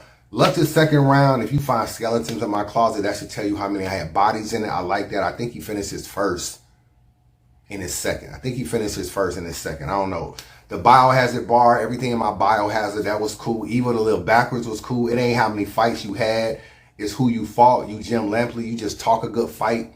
I like that line. I actually believe that line is true. It ain't how many battles you've been in, it's who you battled. I think that applies to battle rap today. A lot of these people just take battles. Sometimes it's taking the right battle at the right time. I agree with that. I used to battle on the roof. The loser had to jump. If I'm being fair and honest, this is a debatable round. There's no way you can just look at this round and say Luxe won this round clearly. And there's no way you can look at this round and honestly say Calico won this round clearly. I always thought this battle was kind of debatable and you needed to see more. And you got that in the third round. And because Luxe took off in the third, I don't like a lot of Calico's third round. I just felt like it fell on deaf ears. He even got to a point where he was like, yo, y'all loved me last year. Come on, man, y'all gonna do me like this? Y'all loved me last year. But Luxe put on such a clinic in the third round. Luxe's third round, bro, could be literally like one of the greatest rounds in battle rap history. You think it's gangster to let a mother let that dope more to her daughter, shoot a father from his son, and turn around and put that boy on the corner? Or leave your son out here alone to fend for himself, knowing he need order? Is your money being long worth your lifespan being shorter? You know, me personally, I love battles that are very angle-based and you battle your opponent. And this round right here, Calico was so much a BMF. My dad was this, my pops was this. For you to flip that, every son should be a proud father. And I look at my little one and I want the same for mine. That's why when I look at you, I see what can happen when a father don't take the time. Oh my God, bro. Yo, what up, it's a kid, CJ City. So we back, man. Salute to my guy, Chris Unbias, doing these battle rap records. Fire, all right? I feel like the industry definitely needs this, all right? So let's just go ahead and dive into this Luxe versus Calico battle.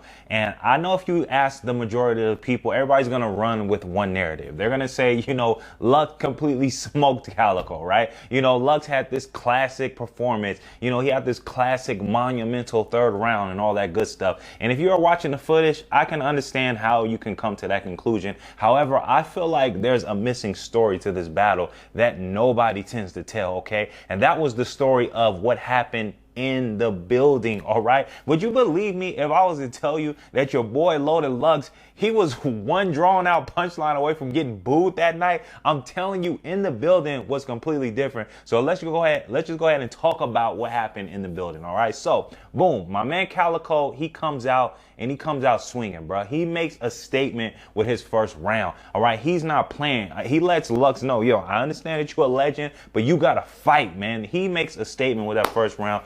Good, solid round from my man Calico, all right? It's on Luxe. Of course, Luxe is the legend, so everybody, they just grant him the floor, okay? Honestly, it takes Luxe about maybe like 16 to 20 bars to actually heat up, all right? He actually lands his first haymaker, and then the crowd just erupts, all right? You know, and then after that, Luxe, he kind of loses his place or whatever, and then he chokes. I don't care what people got to say about that. He definitely choked. It was not planned. It was not plotted. He choked, okay? So technically, he loses that first round. This is something that nobody really talks about, all right? So after Luxe chokes, before Calico raps, this is what he has to deal with. He has to deal with the crowd and the emotion just changing, because everybody in the building, they were just completely just shocked. They were in awe. They were let down. They were disappointed. So before Calico even raps, this is what he has to face when he, you know, when he spits his second round. All right. So keep that in mind, because one key thing happens in this round that could have changed the whole dynamic of the battle. So my man Calico stumbles on the Proctor line. We all know that. The crowd heckles him.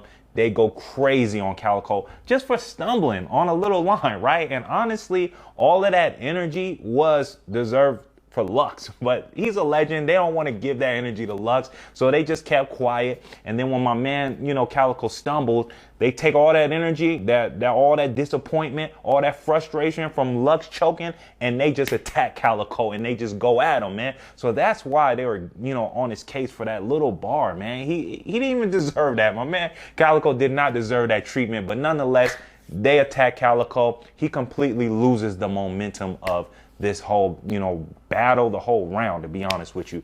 But let's rewind, all right? And let's just put things into a different perspective. Let's just say my man Calico does not stumble on that Proctor line, all right? He gets through it fluently, and he actually lands the haymaker from that story that he was trying to tell, right? He carries that momentum throughout the round, and then let's just say he finishes off with a strong haymaker. Crowd goes crazy, all right? That changes the whole dynamic of this battle. You already know how this New York crowd is. You know, my man Loaded Luxe ain't even get the rap yet. They gonna be 2-0, 2-0, 2-0. They gonna be chatting 2-0 on my man Loaded Luxe, all right? I'm telling you, the whole perspective of that battle could have changed. But let's just go ahead and rewind, because that did not happen. Calico, he gets attacked. He loses the momentum, all right? Luxe is a legend, so they're still granting him the floor in reality, all right? So like I said, it takes him about 20 bars to heat up, bro.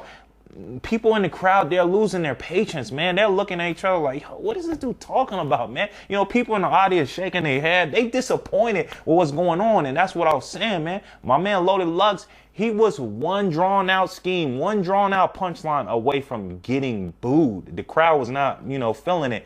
But then he lands a haymaker, man. And then Luxe, he just takes over the show. You know, he a showman, man. This is all first verse. You about to get this work. He a showman, right? So he just completely steals the momentum. And then he follows up that haymaker with another haymaker and another haymaker and completely owns the second round, okay? So it's 1-1 going into the third round in the building. However, this is key that you don't see on the footage. The momentum shift went completely to Loaded Luxe. Third round is on Calico, and I feel like Calico, this is where his inexperience kind of kicked in, because I feel like at this time, he was just a rapper. He didn't know how to win a round. He didn't know how to be a showman. He didn't know how to, you know, convince people that he won the round. He just rapped his bars and got up out of there, all right? And honestly, that wasn't a good move, especially what my man Loaded Luxe had in the clip for him in that third round. So that third round obviously goes to Loaded Luxe. Loaded Luxe had a really good round. But I'll be honest with you, in the building, that round was not this super classic round or anything like that. It was a good round. It was a fire round. But honestly, it was more so like a life jacket. It was more so like some goddamn floaties or something. It saved his life. That third round saved him. And that's what everybody was talking about that night. Yo, if it wasn't for Luxe's third round, it could have got pretty dark for him. He probably could have lost that battle. But that third round, it was a lifesaver. It saved him, all right? It wasn't like classic, monumental. I'm telling you, everybody was talking about what T-Rex did to Averb. That was the battle of the night, or the performance of the night. You know, even after the event, we went to go get pizza. My man Poison Pen there. Yo, you see what T-Rex did to Averb, man? It was crazy. We saw Hitman holler at the airport the next day. We talking about what T-Rex did. I'm telling you, it was just a completely different story in the building. But nonetheless, the battle comes out, and of course, Loaded Luxe just skyrocket. Jay-Z talking about this and all that. So we got to give it to Loaded Luxe. You know, obviously 2-1. But I just wanted to share that in the building perspective, because that's not something that a lot of people touch on. And I just wanted to hit you guys with that. But you guys already know what it is, man. I'm CJ City. Salute to my guy Chris. Let's get back to this, man. Salute. Because Luxe had such an amazing third, it makes you kind of look at the second and give more credence to what Luxe was saying in the second round. And that's why I feel like a lot of people, including myself, edged Luxe in the second round. Because I spoke to Calico after this battle, and I never felt like he won. I didn't feel like he felt he won. Now, he can say it's a classic. He can say, like, we made history. You can never take that away from me. It was one of my biggest paydays. Those are like fallback stuff you fall back on. Like, I didn't win the battle, but hey, I got $20,000. Or I didn't win the battle, but look, I got 3 million views. Calico has so much bravado. He did not have it after this battle. And that's one thing I always remembered about this battle, was one reason why in such a close battle, I had a hard time giving it to Calico.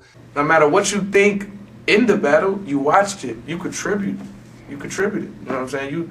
You contribute to my history. I made history with that. That's how I look at it. Me and Luxe made history, you know what I'm saying? One of the best battles ever. Can't nobody take that from nobody. Can nobody take that from me? Can nobody take that from Luxe? Hey, let me ask you about that. You know, I talked to you after that battle, and you felt like some things were unfair. Yeah. You still feel that way?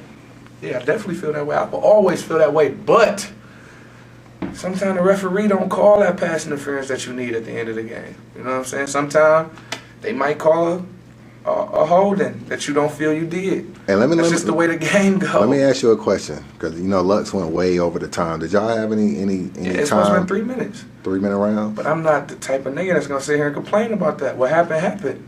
We are 11 battles in, and I have Calico losing this battle, and he is 7-4. 11 battles in, and Calico is 7-4. Man, make sure you're taking your notes. What's next? Daylight. Normally, I don't include 1-round battles, but this was a very significant battle. You know what I'm saying? Daylight versus Calico. If you haven't checked it out, it's on YouTube. The shit is in like 180p. You know what I'm saying? It ain't even in 380p. It ain't in 480p. It ain't in HD. This shit has been like 144p, my nigga. That shit is so blurry. Nigga, that shit is so blurry. I had to put the specs on just to watch the battle. I had to put these reading glasses. I had to go get some Dollar Tree reading glasses just to watch the motherfucking battle. This shit was in 180p. That shit crazy, bro. Y'all niggas, goddamn, bro. Anyway, man, one reason why I included this battle, this was Calico's next battle after Luxe. Another reason why it kind of seemed like he lost too. One problem I feel like Cal made a mistake at. He was battling kind of often. I ain't gonna say often, but maybe 2-3 times a year at this point in his career, when right before he got to Luxe. After he battled Luxe, he took 1 year off from battle rap, and Luxe blew up, took over the internet. Jay-Z tweeting, you know, you gonna get this work, tweeting out the slogan. Luxe became a god after this battle, bro. Like, everybody was talking about Luxe. He started having a tire. The whole hollow battle and everything started to ramp up a little bit. And Cal kind of faded, bro. He faded. You ain't hear from Cal, like, nothing. He wasn't on no more cards. I know URL was only doing like 3-4 cards a year. He wasn't really doing no interviews, and there wasn't a whole lot of media back then. He really faded. And when he came back to battle rap, he took a hometown battle. And I always thought like it was like a way for him to like get his confidence back. I may be reading into it too much. I always looked at it like that. Like, yo, I don't know if I want to just come right back on that URL stage in New York. Let me just come back, get my feet wet, do something for the fans. That may not be the case. He may have just took this battle just because it was a bag in his city. But I felt like, wow, he took a whole year off and then he come back and do a home battle. I always looked at it like that. In this battle, shout out to Cal, you know what I'm saying? He shouted me out, man. He shouted me out in the battle, man. Unbiased review. This one for you. Cause you're the niggas that's about to be amazed at what I'm about to do. All bars, no recycles. Just watch what I get this crowd to do. I'm gonna have all y'all leaning. I'm acting up. That's what them lines will do. I actually liked it. He was barking on Daylight, man. I want to fight, but everybody know the ground's not neutral. Plus, shit can get out of hand, and my man, he might shoot you. I like Cal's flow on this, man. Freestyled about him having a chop on his hat, because Daylight had a hat on with a chop on it. Is that an AK? Good. You got two choices. You can get shot, or these niggas will stomp him till he dead. He try us to getting wired like he talking to the feds. They bang blue. That's why these niggas flocking them in red. Just check his hat. He used to having a chopper to his head. Calico had a great first round, bro. He really did have a great first round. Whatever the Luxe, residual effects of the Luxe, he came back, he was confident, he's doing his thing. I like Calico's first round. Daylight, he did something in the beginning of his round that I felt like was very strategic, with him pulling out the card, saying, pull my card. And when Cal didn't do it, he was like, you marked out, which is like something a lot of Cali niggas say, you a mark or whatever. I felt like that was dope. No, this battle ain't to see who's the sharper Arthur. It's to see whose heart is marker. So here's every one of my cards. Pull one. So pull one. Pull one. Pull one. Pull one. He marked out. He marked out. Marked out. And I felt like Daylight really pushed the issue in a hostile environment of Detroit. And this was around the time a lot of niggas was thinking Daylight was gay. A lot of niggas thinking like he was doing a lot of weirdo stuff and stuff like that. A lot of people was like, they rock with him, but at the same time, he was like weird to a lot of people. He came to Detroit and pretty much was very aggressive with Calico. Calling him a mark, trying to do it this. You know, Calico was like, I should punch you, I should do this, nigga, I'm gonna do like this, do it. Like, I just felt like he was so comfortable to be on the road. I always remember that. All right. Now, brother, look at me, King. He got booed in this battle, turned the boos around, which is something you rarely see in battle rap, bruh. Get your aye, Captain. I'm a pirate, homeboy. Like I'm off E. Get out of here. Don't do that. Like I'm off E. Don't do that. Don't do that. Don't do that.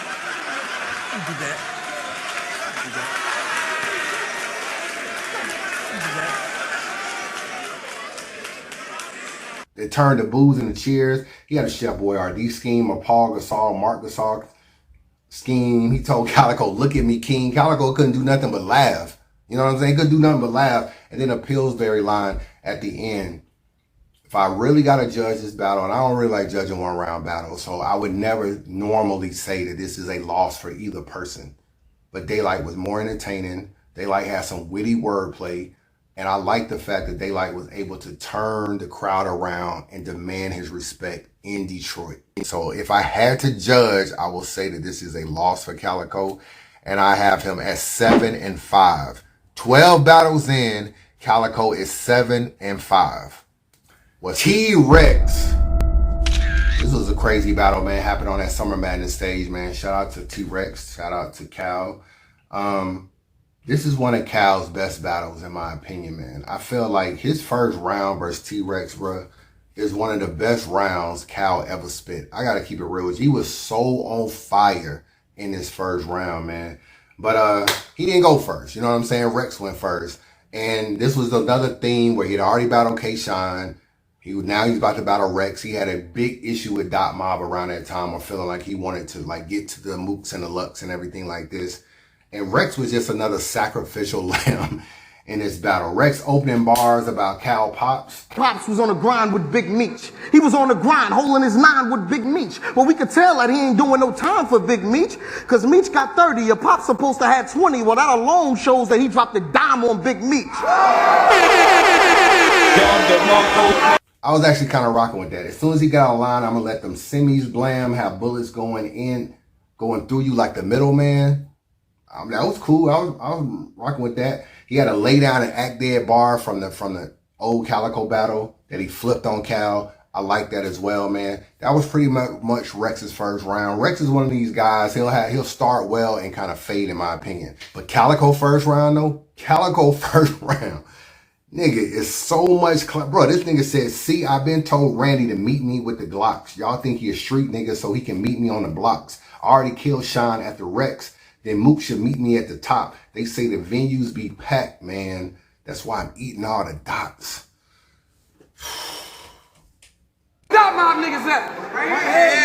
Same niggas he gonna get killed with. Knock the Legos out of every nigga he build with. I put something hot in every nigga he chill with. Play your cards right, I'm at every nigga he deal with. Let the Mac barbecue every nigga I mean, he has so many classic lines in this battle. I mean, let's be real, bro. He has so many classic lines in this round. He was violating Rex the whole time, man. Like, he was just constantly, like, he was just violating it. You know, when Rex be getting cooked, bro, he always laughing. That's how you can know Rex. Whenever Rex is losing a battle, he always starts laughing, bro. It's just, you should just always see, you always got to play it off. He got to laugh. He got to joke. This is how you know this nigga is getting smoked, bro. Rex in the second round, he had some pretty good, decent bars in the second round. You know, he was still kind of like the old Rex in the second round. Where your cats at? I show up like, remember me? Instantly. Turn Cal friends into memories. Trigger squeeze. Blood start jumping out his kidneys. Dot mob show up with more arms than a centipede. But here go Rex. I treat my block like a newborn ass and I put powder on it. I treat my block like a newborn ass and I put powder on it. It was alright. Yeah. That was Rex's second round, man. Cal was still on this nigga bumper on the second round. They did boo him in the second round with the Five Guys bar. You know what I'm saying? Five Guys is a burger joint, but you know, I think like beef like Five Guys. Of course, crowd booed him. I don't know. Maybe they ain't got a Five Guys in New York. I don't know. But there's a Five Guys in Atlanta, man. Another funny part of the second round, Calico made a chick switch sides because she was like cheering for Rex. Come over here. Please get this bitch away from my side. No problem. Get your ass over there. No problem. Fuck off. Ain't that bitch right? Ain't that bitch dingy? Right. You got the same jeans on. What you talking about? But this that was funny. I was laughing my butt off. Get your ass over there, shit. He was violating Rex's man too. Like, come on, brother. The nigga that Mav made apologize on Cam. This is another thing I be saying about Cal. Cal don't mind violating not only you, but your entourage. And I love that about Calico. And this nigga, he was violating him too. He spit some ice bars. You know, that's always gonna hit. You know what I'm saying? With the ice joint. When this nigga told Rex, you the type of nigga I give my address to and then wait on you to slide through. Bro, that's what I be saying about Calico, bro. Like, simple lines like that are so effective. I do. It's two people I trust. My gun one and God two. You make death threats? You the type of nigga I get my address out to, like slide through. If you ain't there in 30 minutes. I wish y'all would have caught my last bar. You make death threats?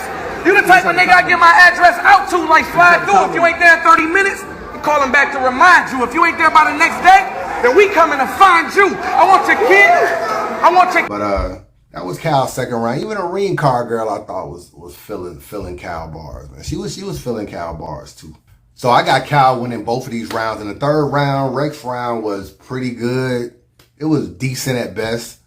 And Calico's round was decent at best. Calico really got booed in this round too. Like, you know what I'm saying? He kind of got booed a couple times in this battle, man. But I still feel like he did enough. Rex had a pretty nice line. If it's drama, I'm with it. Show up to your funeral with the same clothes I had on when I did it.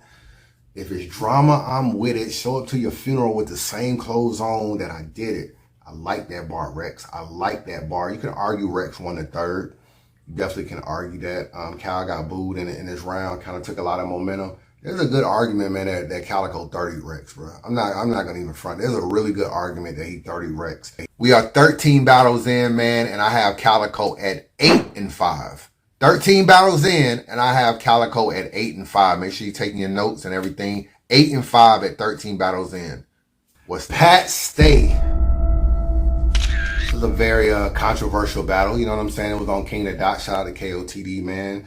And This battle took place in Boston, man. This was Pat Stay's first time battling outside of Canada. You know what I'm saying? He had always battled in Canada and battled in his hometown, battled where King of the Dot is basically their place of residence. So him to come over here and battle Calico. Now, the backstory on this battle was, obviously, Pat Stay had battled Marv 1 way back in the day. You know what I'm saying? And in that battle, I think Marv 1 has like an autistic nephew or something like that, autistic brother or something.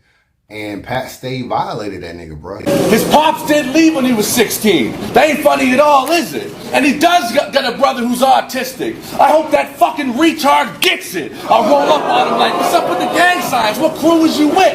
Grab his little mental face and smack the fucking drool off his lips. So when Calico battled Pat Stay, that was his get back. That was his way of saying, you know what, you battled a Detroit dude, you disrespected him, so now it's my chance to disrespect you.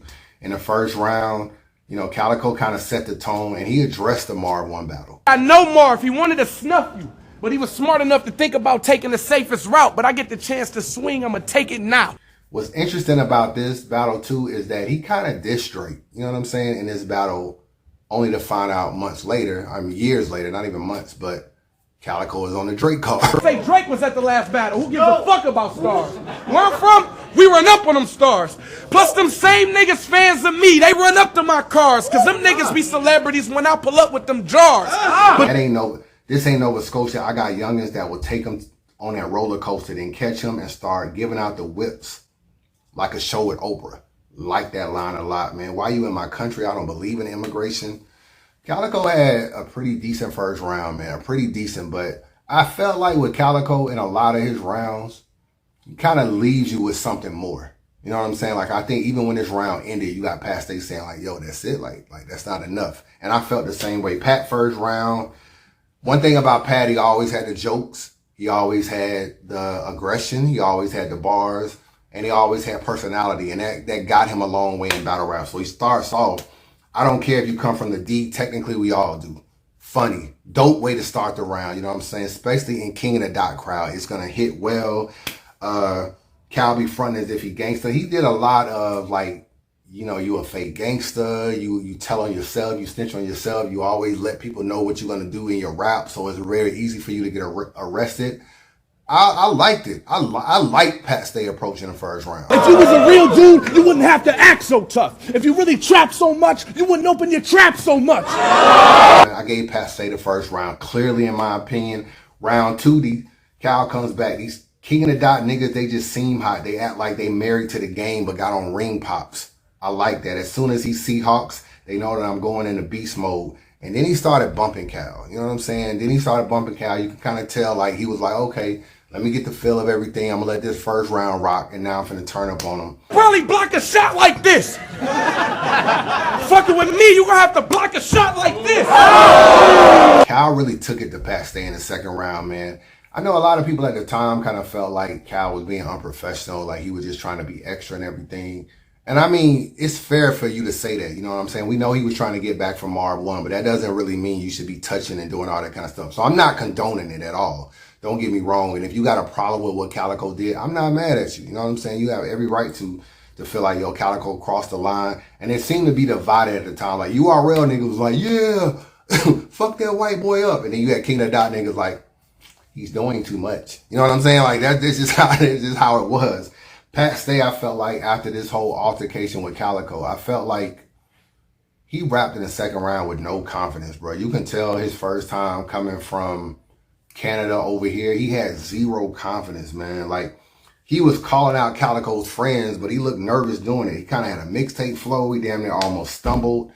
And even at the end, like, the crowd was saying 1-1, and Pat Stay, like, damn near agreed with it. You know, not damn near, he really did agree with it. Calico in round 3, Calico called out his price. He said he got $20K for this battle from Nakaya. Nakaya was a dude, I think Nakaya hit the lottery or something, if I'm not mistaken. I think he used to get money every month. He hit the lottery, and I feel like he was doing battle rap events. He was keeping King of the Dot afloat, because even though King of the Dot was doing Blackout and World Domination, all that stuff, Nakaya was really doing like an East Coast version in Boston of events, and he was booking Head Ices and Swaves and Calicoes and Arsenals. He was kind of booking a lot of URL people. Nigga told Pat Stay, You niggas know I'm missing screws. You think that Mike Brown stuff is funny till your mama missed and then I'll steal her iPod and delete all the music she be reminiscing to.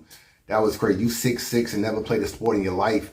You think we can't tell? You from Canada, you couldn't make it in the CFL? Funny. You a 6'6" white boy. You cannot be missed. Keep talking all that tough talk. I'ma rock your shit. He was on one in this battle. Calico was on one in this battle, bro. His flow was just fire in this whole battle. Pat, you ain't got disrespectful yet. You got all these niggas waiting. And I feel like in the third round, Pat just had a sing-song mixtape flow. I gotta be real with you, man. Pat Stay, after the first round, Calico stole Pat Stay's heart in this battle, bro. Personally, I had a Calico 2-1. I gave Calico 1 and 2, and I gave Pat Stay the third. Now, how I feel about this battle, right? I felt like this battle was a learning experience for Pat Stay because coming up through the King of the Dot platform, right? I don't feel like he's really had that type of pressure on him in terms of being against somebody that's going to make the battle that intense, you know? And yeah, he's battled street battlers before. He's battled Math Hoffa. He's battled Head Ice. But he never battled anybody like Calico, who genuinely wants to get aggressive, wants to get physical, and doesn't mind taking it wherever it's gonna go. I'm a fan of the bully rap. I'm not gonna lie. I'm a fan of some. Like, to me, what the OG told me. The OG said me, actions speak louder than words, man. Listen, I love Pat Stay as a person, bro. We done had drinks. I done got Pat Stay drunk, okay, at a King of Dot event. But Calico, man, like, he was wild in this whole battle, like, to the point where it overshadowed what Pat Stay said. A lot of y'all gonna be contrarians and be like, you know what I mean? Pat Stay got done wrong. You are what you allow, man. He allowed this man to walk on him. And to me, I have to give a battle to Calico. Like I said, we are 14 battles in, and I have Calico at 9-5. Make sure you're taking your notes and everything, man. 14 battles in, and Calico is 9-5. What's next? DNA. It was very embarrassing, man. I gotta keep it real with you. It was very embarrassing, man. This happened on Empire Battle League, which is Harry's league. So what was going on at the time was Harry booked some battles, man, that we ain't gonna never see in battle rap again that really should have been on URL. Let's just call it what it was. And at this time, Harry was trying to establish EBL as some type of battle league separate of URL, but still in conjunction with URL. So he still had Smack host the event. And he booked battles with grudge matches, bro. Like K-Shine and Cortez at one point in time was a grudge match. K-Shine took shots at Cortez in the DNA battle. It would have been a pretty good battle, but it happens on EBL. It doesn't really have the right promo. It doesn't really have the right, I don't know, energy around it, whatever the case. It ended up being a dull battle. I mean, to this day, I don't even remember who won the battle. I think maybe Cortez won. But I don't even remember watching that battle. But I just didn't really have the energy. This battle right here, this is one of the stains I feel like goes on Calico's record a lot. Like, he just doesn't care about certain battles. And he just doesn't bring his A game in every battle. DNA at this time, if you look at DNA now versus when Calico battled, DNA was top tier. Let's not get it fucked up. Like, he was on Summer Madness. He had battled like Enes. Like, he had battled big names in battle rap, and he was somebody in battle rap. And Harry was one of his boys or whatever, so they booked this battle. But DNA still was lacking the respect in battle rap. People looked at him like Clips, Little Man, and stuff like that. Everybody wanted to battle Clips. And DNA kind of had that same style. Set up, punchline. Set up, punchline in a way that very predictable. That's what people say, oh, all DNA gonna do he's very predictable. He's gonna do current event bars. DNA switched his style up, which has been one of the best things DNA ever did. And now he switched it up again to the no gun bar DNA. At this time, as good as DNA was, he didn't have no respect from certain people, especially probably Midwest people. And Calico went in there and bullshitted this entire battle, bro. I'm not gonna even front. And this is probably Calico's clearest loss. Like, clearest loss. And the crazy part, the nigga lost so bad, I can't really tell you much of what DNA said. And DNA had typical Calico punchlines. I told Smack Whether it's Calico or E Ness, I kill him. But this guy had ran. So whether it's Cal or E, when you die, it's planned. And now it's planned. Typical punchlines that are pretty good. Calico didn't say nothing, bro, in this battle. Absolutely nothing. It's like he freestyled the entire battle. He even said in an interview before, like, yo, how do I even come up with material? How do you even prepare for DNA, stuff like that? I really don't have nothing to say about DNA. Nothing. I don't even have nothing to blog about DNA. I don't know what to say. He basically told the crowd he was freestyling. He didn't care. He took the bag. His third round was fire, though. I'm not gonna. His third round, he had some fire moments, but he had already lost the battle prior to that. See, we the reason that my city is polluted now. I got 100 niggas on the road moving now. My nigga, if you get it in, we can move it out. You always talk about your past. What you doing now? Nigga, I did this battle for cash. What is you about? I got a case pending. Chargers got a new amount. And I'm on Instagram looking like they threw him out. We are 15 battles in, and Calico is 9-6. 9-6, 15 battles in. Make sure you're taking your notes. And I have Calico at 9-6. What's next? Tay-Rock. One of my favorite battles from Calico and Tay-Rock is this battle right here. A lot of drama. Anytime there's a lot of drama in a battle, I like the battle. Rock goes first, man. Guns, bars were my first impression. I'm strapped with a DE and an SKU trying to learn a lesson like that. I hit Calico with a Calico and then bury him with his murder weapon. God, I'm back. I ain't playing with him. Hit him over the head and take his work. Then say it's mine as pleasurism. And then he had a turducken bar, bro. What the hell is turducken, bro? My nigga, turkey and chicken. That's turducken. Y'all niggas is turkey and chicken for ducking. But turkey, chicken, duck put together, that is turducken, nigga. What? Bro, what are you talking about, man? Bro, I'm out, man. That nigga's tripping. But Rock had a good first round, man. Calico, one thing about Calico when he came back in his first, Calico intros to his rounds are some of the best in battle rap, bro. Way to handle your career. But these niggas the wrong niggas and they may handle it from here. My advice, take everything and handle it with care. Jumanji, one wrong roll and them animals appear. Pick one. He had a little dog scheme. It was cool. You crazy. You think you crazy. You crazy if you think Rock wilder than any of my dogs. He addresses Rock's brother at the end of the round. Of course, Rock's brother gets mad. You know how Rock's brother used to be in these battles, man. He talked about the bat scheme flying all through the cave. And then he bumped Rock. We about to build the label up and have all of y'all working. Luke could have did this shit, but he was for the wrong purpose. Cave dots. Since you joined them, you in the same spot. Look how they slave Rock. He repping like they paid Rock. He should have saved Rock. Now I got him crying at his grave. Back, I'm Bruce Wayne. They flying through the cave. You know what I'm saying? And that was kind of like the intro to the drama in this battle. And I thought that was like the first interesting thing that started to occur. You know what I'm saying? And Rock turned up in the second round, bro. You know what I'm saying? This is the famous I'm Not Pat Stay round. And at this time, Rock was known for his second rounds, bro. Whenever you got a Rock second round, it was like, this is what he was known for. Ill Will, this battle right here, I'm Not Pat Stay. I'm not Pat Stay, nigga. You know about antonyms and synonyms? Well, if I catch an antonym, guess what I'm sending them? Nigga. I'm not going to say you was skinny dipping with niggas, but in that picture, you was skinny dipping with invisible bitches. Where were the bitches? Where were the bitches? I ain't gonna lie, that shit was funny as hell, bro. That was funny as hell, man. I love Tay-Rock's second round. Calico's second round. Adding fuel to the fire.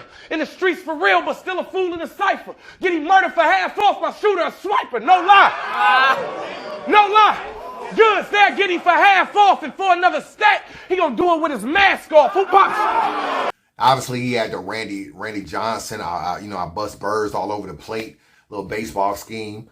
I gave Rock the second round. So I got Cal winning the first and Rock winning the second. This battle to me always came down to the third round. A very, very close battle. But in the third round, these niggas literally neck and neck, bro.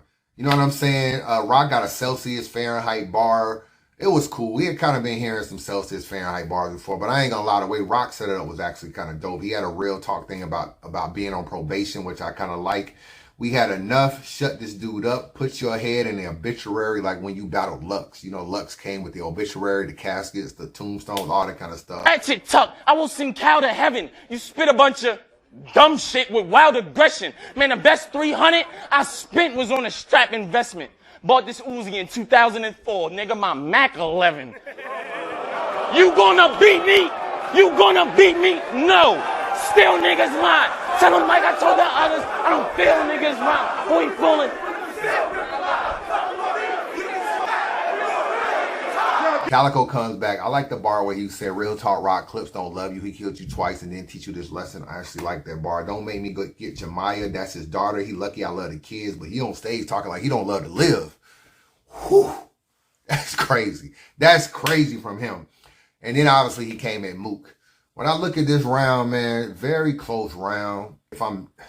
When you get to these close rounds, you got to nitpick. And when I look at it, it got to the point where Mook was kind of Cal was attacking Mook a little too much and battling him too much when he's supposed to be battling the other opponent. In the third round, he spends part of his time talking about Mook, but he's battling Rock. And I know Rock is Dot Mile, I get it. But he had already done that with K-Shine. I think it was another battle he done it. So if I'm being honest, I kind of like Rock a little bit more in the third round. A smidget more. And for that, I gave Rock the last 2 rounds of this battle, and I gave Calico the first round, man. So we are, 16 battles in, and Calico is 9-7. 16 battles in, and Calico is 9-7. What's Sue Surf? I'm not going to stay on this long. Obviously, I already picked Calico to win this battle. Y'all remember when I did Surf's battle record? I gave Surf the first round. I gave Calico the last 2 rounds of the battle. I like what Surf was saying in the first. I named my 40 December. It's a cow ender. I like that. Vertical. I looked them up. That's how you vertical. Surf has a pretty good start to the first round. I actually gave Surf the first.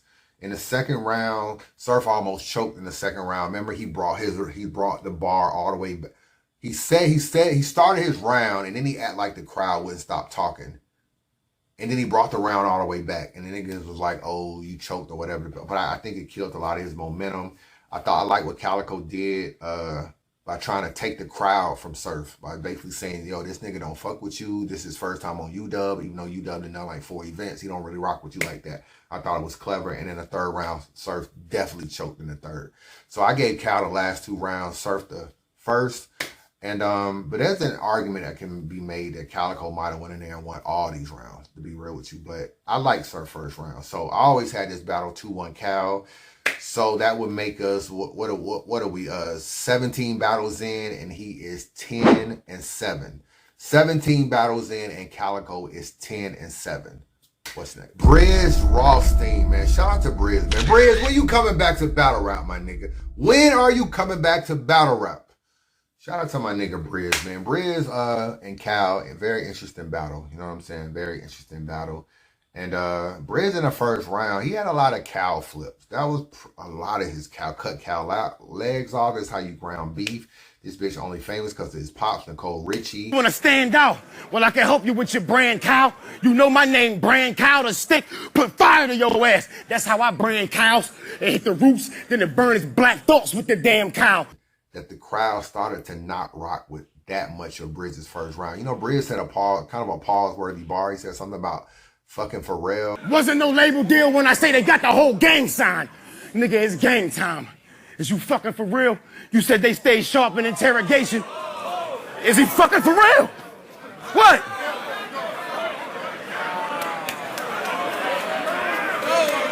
What is that, a pause?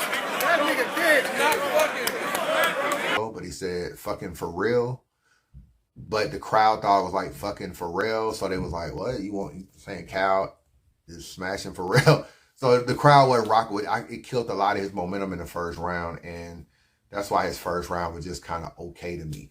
And once again, Cal is known for coming out very good out the gate, man. I was maneuvering for clips. Now he waking up with a Ruger on his lip like stay on him.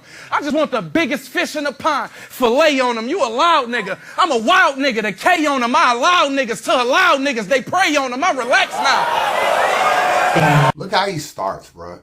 It's starting to feel like Summer Madness again. They told me I gotta get in my whole new bag for this win. So I turned into a savage again. I showed up with so many bars, it's literally a disadvantage to win. I got so many bars on my phone that I will probably never hit static again.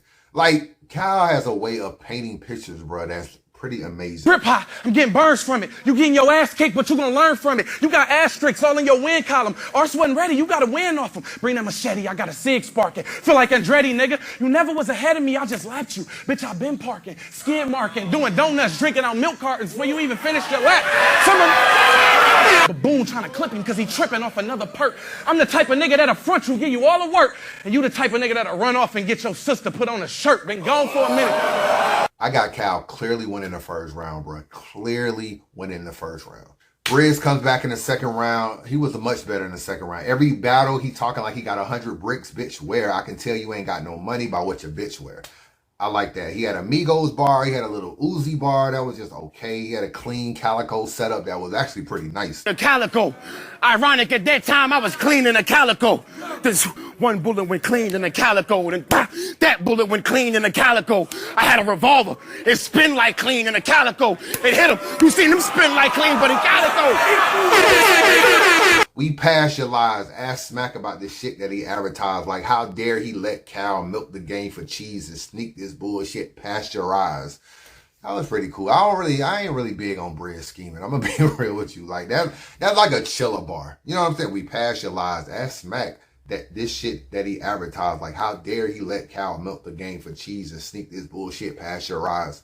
That's kind of a chiller bar. You know what I'm saying? But I ain't mad at it though. I like Briz's second round. He definitely wins the second round. Calico chokes in the second round, bro. He starts off all right. I finesse Smack. He the new Beasley, all this kind of stuff. And then he hit the high note in the second round, bro. The reasons that we're here. Church, then a choir. Because all he got to do is give me a reason. And he going to be putting the earth when it fire. I'm like earth when. And the crowd was not rocking with it at all.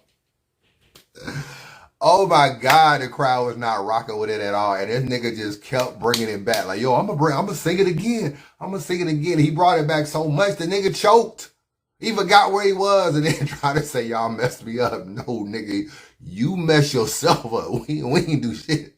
So Briz clearly took the second round. Briz in the third round, he was just better than Cal, bro. He was just better than Cal. They thought shotgun could stop me. Now I gotta add a Calico to my arsenal of bodies. I like that because he battled Calico, he battled Chug, and he battled Arsenal. You know what I'm saying? So I like that. I'm just asking some questions. You mad because I'm bringing up your past? Well, don't get passive aggressive. Tell your dude scrap or move back, or they're gonna get the text at the same time like a group chat.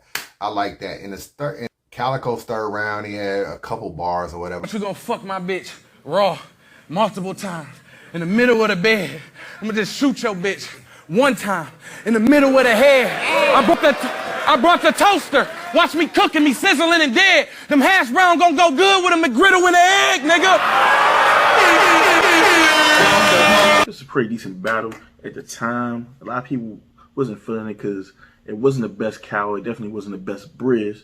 But, you know, it was a battle that some people didn't have the most expectations for. That first round started off with Briz. Briz had a vicious bar. He's like, I hope you can do the math when disaster strikes. That shit was fire. But then he had a couple reaches, you know, take the legs off Cal and ground beef. Cal. If he had a sandlot bar that was fire as hell too. But then that first round, Calico was wigging. He said, I allow niggas to allow niggas. I prey on it. Right there, I was already halfway done giving Cal that first. Then he had a milk carton bar at the end of his round that was fire too. Even though he took that shit from the top and that shit was long as hell, still fire. Second round, it was underwhelming from both, but I edged the Briz just because Cal had a stumble in the second. And you know, I showed Cal his true colors like Kaleidoscope. Shit was tough. You get to that third round, you know, I don't know what Briz was doing at third. You know, it was just underwhelming. But Cal in that third, I guess he sensed that the battle was for the taking. He stepped up, you know. And he said, yo, he had a breakfast scheme that was just fire. The mashed potato, the hash browns and everything. It was hard. It was hard. I gave that battle Cal 2-1, first and the third. But Brez really won the last two rounds of this battle, man, and ended up winning this battle. We are 18 battles in, and Calico is 10-8. 18 battles in, and Calico is 10-8. What's next? Ill Will. Classic battle, man. To me, this is the best battle in RBE history. And bruh, my top 10 battles of all time, this battle is on it. Bro, I don't get on camera and say battles. This battle is a straight classic. 3 dope rounds from each person. The atmosphere, the drama, a light scuffle, everything that you need in a battle, this battle had it, man. Salute to RBE, Calico, and Ill Will for putting this battle together. I don't know how this battle ended up outside, but it was dope that way, man. Ill Will starts off. This 9-iron wasn't in Caddyshack. I'll get your BMF'd in blacker face. Now go tell your daddy that. Like that. The difference between me and you called a shooter and owe things. I called a shooter and my phone rings. That's crazy.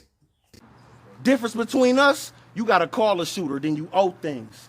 I call a shooter, my phone ring. You mad, nigga? I was just in your city last week, nigga. I was just in your city last week. You right. I was hella scared. Nigga, it was handshakes and hugs everywhere. I said, where Calico? You know, cause he put his stain there. Atlanta. Oh, so you Southern Cal. Acting like it won't rain there, nigga. I got dumb texts. They come easy like drunk sex. 45 still scratching like funk flex. Bro, Ill Will first round. I ain't got no problem. I ain't got nothing bad to say about this nigga first round, man. Classic. Calico come right back, bro. He gives you a whole history about him and Ill Will. I'm going to give you the donkey of the day headshot. He going to be just like them Jordans that came out today. Dead stock. And since you want to act, I'm going to put you in a red box. We all know about the red box. Pulled up, supported you niggas. Will, you was my first son. I should have aborted you, nigga. I showed all you niggas love. You was a cornball when I met you. Now all you niggas thugs. I'm shocked at the way I was treated. I was all you niggas plugs. Yeah. Bro, Calico's flow, bro, is just amazing in battle rap, bro. Bro, where do we rate Calico's flow? Let's just keep it real. He got to be top 3 flows in battle rap with Calico. I gave Calico the first round, man. Barely gave Calico the first round. Ill Will comes back in the second round. He don't think I can find his crib. I hit his shorty, light a leg up through the window, a Christmas story like that. Say he think he tough and you don't be acting tough. That nigga think you tough. So meet Mr. Tough Man. I should beat your man's ass. And if Cal assists, he gets some rough hands. You nobody to... You got a 40, I got a 42. I'm on a worthy spurt. Give me a dirty smirk and we can get it jumping mid-round. Jersey twerk. Jersey twerk. I saw what you did to Rock and Stay and the lack of damage they done. But nigga, I'm not Rock nor Stay. You better handle that, son. Play me like Rock and Stay, you go get rocked and stay on the ground till the ambulance come. You better. Oh, that 3rd and 20 bar by Ill Will. The 3rd and 20 bar by Ill Will is one of the best bars I heard in battle rap. The nigga said, the doctor came in and said, it's 3rd and 20. You know he passing. What? Ow. He gets sliced. I'm Shinobi slicing. In a Kobe fashion. Doctors come out to his mom's like, it's 3rd and 20. You know he passing. Who's scared of who's scared of Cal? Who's scared of Cal? Calico comes back in the second round. I got 2 Ks on both systems. That bar was crazy. I don't even like lame niggas in my mentions. There was a like scuffle in the end. In between none of y'all misses, what part of the game is that? I'm starting to think these niggas glitching. Chopper leaving throat missing. I'm in his crib like, I want the PS4 and the Xbox. Bitch, I got 2 Ks on both systems. Say what the... He has some other bars, but to me, Ill Will took the second round. So 1-1 going into the third. Ill Will comes back, man, talks about how Calico stole the landslide from the whole Detroit dude. When I got into it with QP, this nigga ran to Twitter. I thought you was going to put Ill on ice. WebMD, you could have checked Ill on site. Like that bar. I got family in Detroit. Real blood ties. Ain't no prince left in the city, but the doves cry. Thugs die. Try to bring dirt up on me, everything get wet. Y'all go from land to mudslide. If it's beef, it's beef. I'll be stalking niggas in your city. I won't settle. I'm petty on the stoop. down to your level. Speaking of... You know what's up, D's will fold him up, acting like he cooking for the D. Nigga, you Yvette after Jody fucked. Come on, man. Will is done. Calico comes back in the third round, starts talking about Ill Will joining Harlem and talking about he's not even really a Michigan nigga. He probably showed up to the battle with Jay Mills, and now he repping like Click the Click, and now he like what do you say, Team Homie and all this. Now he Team Homie in this bitch, all this kind of stuff. Y'all gonna love him if y'all hate real. I lost my cousin to some fake pills. My niggas hustling, trying to make M's. I can't be struggling, it gotta make sense for me to come on your platform and battle a nigga I don't take serious. Give me my money, point blank, period. Say it louder for niggas in the back that can't hear him. My shooters prowling, coming for them stacks to tap their tears. Give them they deposit and they gon' give him even if it take a year. I brought Visine to the battle, I wanna make it clear. Will, why we have to take it here? You can't fuck with me and you know it. You a rapper, I'm a poet. Flow strong as landslide OG.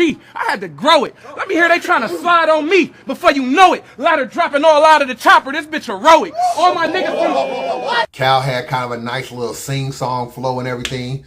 This battle is crazy, bro. When I really look at this battle, this is a dope battle. The atmosphere, the griminess, just his Cal crew on one side, Will crew on the other side, and you know it can pop up in any moment. It almost did, I think, in the second round. So, yo. All I gotta say is the doc said it's 3rd and 20, so you know he passing. Yo, so this just how I got it, though. I ain't gonna hold you. Don't battle. This is just me. First round, I gave it the Ill Will clear. I don't know how y'all got it. I had Ill Will clear in the first. I think I had Cal clear in the second, or Edge in the second. And that third, your boy here, bro, I had to go Ill Will. I just like this. No, I'm sorry. The third, I had Kyle. I'm sorry. Because Kyle's third is when he really heated up, bro. He really heated up in that third round. So I think you could look, bro. Here's the thing. I'm just say it like this. I hate calling classics. I hate calling classic battles because I hate to try and take away from the other, because Ill Will in this battle was, his pen was crazy. Yes. But Cal was just so entertaining. Got you. The entertainment factor is just, bro, through the roof on this. Like, I agree. He said, yeah, bro, I took a couple notes. I'm in this crib. I want the PS4 and the Xbox. I got 2K on both systems. He was talking. Let's go, bro. Let's go. He was talking that shit, bro. It's a classic battle, and you had to pick a winner. Who you got? Oh my God, bro. Here's why I'm gonna say Cal. Because that third, I felt like Ill Will took a little bit of time. Like it was like, bro, I just feel like his material could have been a little more cohesively presented. Yeah. I get a third round to Ill Will, man. I got a nitpick, man. I got to get a third round to Ill Will. When I look at this round, man, for me, it just boils down to this. You did all this talking about Ill Will joining Harlem and all this kind of stuff and repping Team Homie and all that kind of stuff. But he's so much of a click hopper, he wouldn't join Sway and them. It used to be Yaktown shit. Now he's showing up the battles like, I got Harlem in this bitch, I got a problem in this bitch. Bitch, you probably pulled up to the battle with Jay Mills. And you basically went from dissing Mook to joining a Harlem dude. And now Mook is like your best friend in battle rap outside of clean paper. Now it's like Mook. I know I'm the best in battle rap. Even the GOAT told me I'm the best. And who are you talking about? You're talking about Mook. And what is Mook? A Harlem nigga. Murder Mook, Calico, PMS, let's get